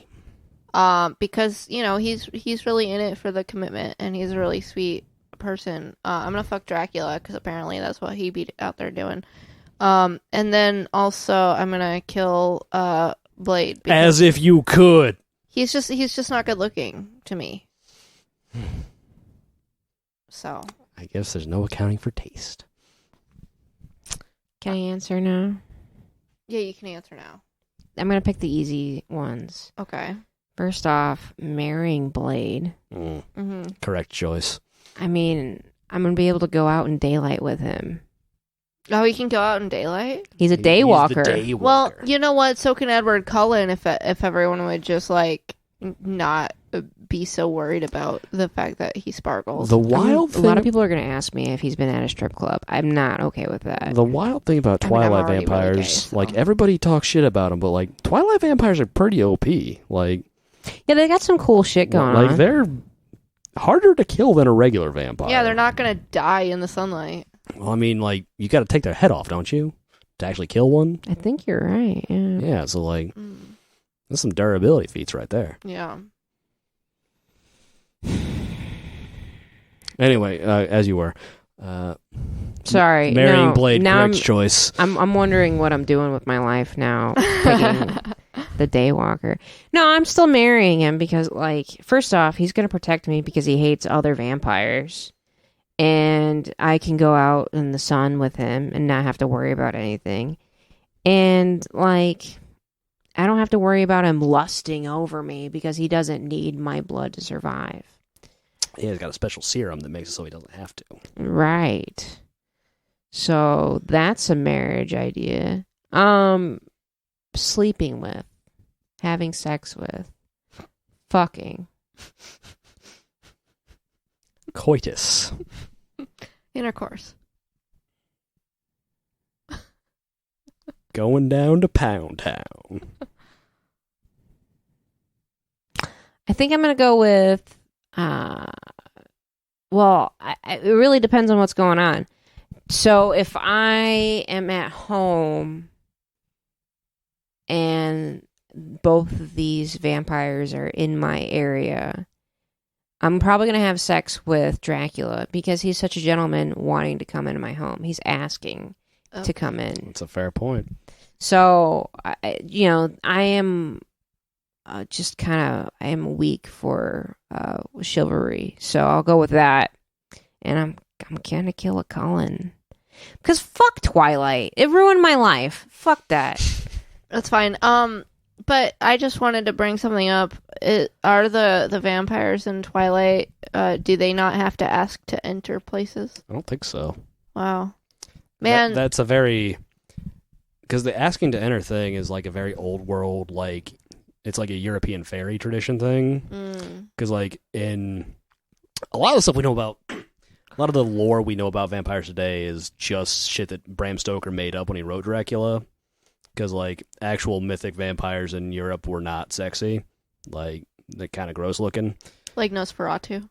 Nosferatu was made because they couldn't get the copyright to make a Dracula movie. And that's also the movie that gave us the vampires die in sunlight thing.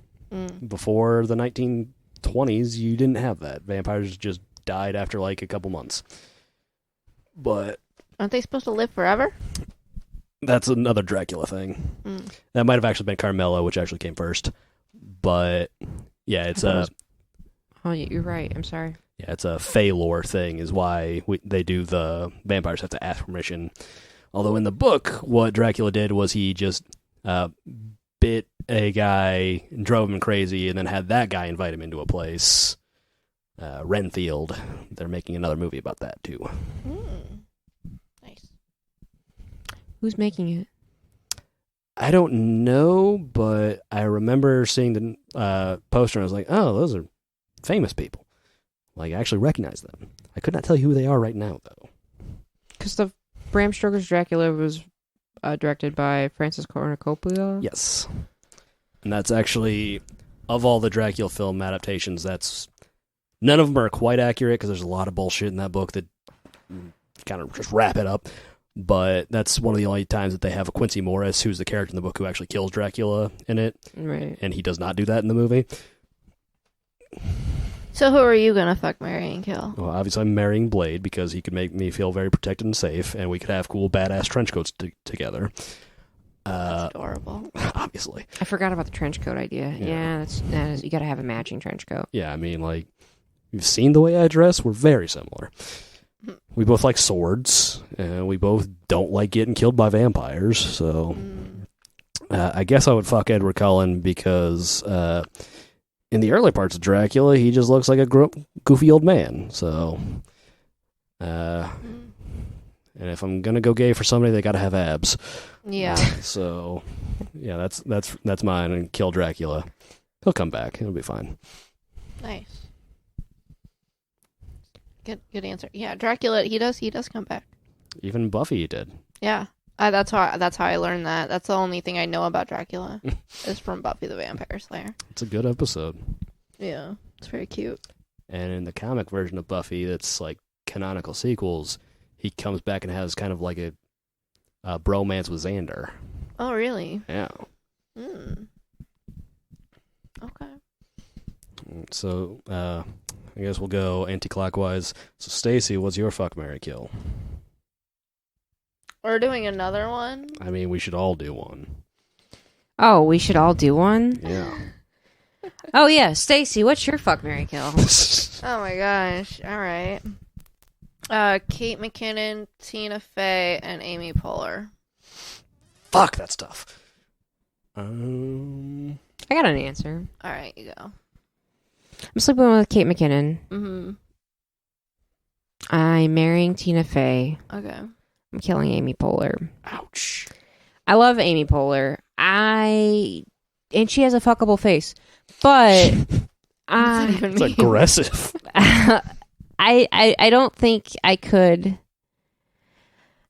She's a really good character actor, and I'm sure she's very intelligent. But I just there's nothing there for me. I don't find her like attractive. Mm-hmm. Same. So yeah, off you go. Mm-hmm. With Tina Fey, she's just incredibly intelligent. Yeah, you probably would want to go with Kate McKinnon in that case. I don't know if you can handle that your whole life. Someone smarter than you. Yeah, that'd be annoying. Just always call up Alec Baldwin to give you some good zingers from when they went on 30 Rock. Oh, yeah. And that gives you an excuse to talk to Alec Baldwin. You can ask him about The Shadow. I could ask him about The Shadow or The Shooting. Either or. I mean, yeah. It's a nice, easy segue. Like, when you forgot how I love that movie so much. It's so underrated. Like, it is. The mid-90s, like, we all think about the MCU and the X-Men movies and Spider-Man. Like, the mid-90s was a gold mine for just, kind of bad but awesome comic book movies. Because you had The Shadow, The Rocketeer, The Phantom, The Mask. Yeah. Well, it was just a creative time. Like, yeah. There's not... Every movie that's made today, it's... Can we sell it? Yeah. So it's just going to be like a comic book movie, or it's going to be a flashback to some other shitty movie that was made like in the 50s that made some sort of cult following. So like in the 90s, you could be creative and it's going to sell. If it's not going to sell, because home video was around. Right. If it's not going to sell in theaters, it's going to sell in Blockbuster, Yep. So yeah, you definitely had The Shadow. You had The Phantom. What was the one where he had a wrap around his face? Darkman. Yeah, that was a great movie too. That got made because Sam Raimi couldn't get the rights to The Shadow. Oh, who directed The Shadow? I could not tell you. I just remember Alec Baldwin is fantastic in that movie. He was. Like, it was like one of my favorite movies of Alec Baldwin. Go ahead. Yeah, because I started reading like a bunch of Shadow comics and stuff, and I was like, how would I make a Shadow movie? And then I went back and I rewatched it, and I was like, they already made the perfect Shadow movie. There's nothing to do now. Definitely. Yeah, that scene where he's in the tank is probably one of my favorite scenes. Yeah. Like in all movies. Yeah. All comic book movies. What were we talking about? Fuck, marry, kill. I will. I'm also gonna kill Amy Poehler. I'm gonna fuck Tina Fey, but I'm gonna marry Kate McKinnon. I'll probably fuck Kate McKinnon because she is, not to sound chauvinist here, but she is the hottest one. Mm-hmm. I'm going to marry Tina Fey so I could be friends with Alec Baldwin. And I guess I'm going to kill Amy Poehler because she can't give me access to Alec Baldwin. And as much as I love Parks and Rec, don't love it as much as I love 30 Rock. Mm-hmm. That's a good answer. I think we need to end the podcast, you guys. I agree. I mean, I could come up with one, but that was a good one. That was a good one. Thank you. I can't top that, so. I am also tired, and That's fair. I just kind of want to leave. That's now, fair. We've been talking for like 2.5, 3 hours. So. Yeah, it's too long. So how can people find you, Clint? I am on Facebook, Clint Spahr, Spahr. You can also like the Facebook page for Cryptic Initials, spelled like both of those words are spelled.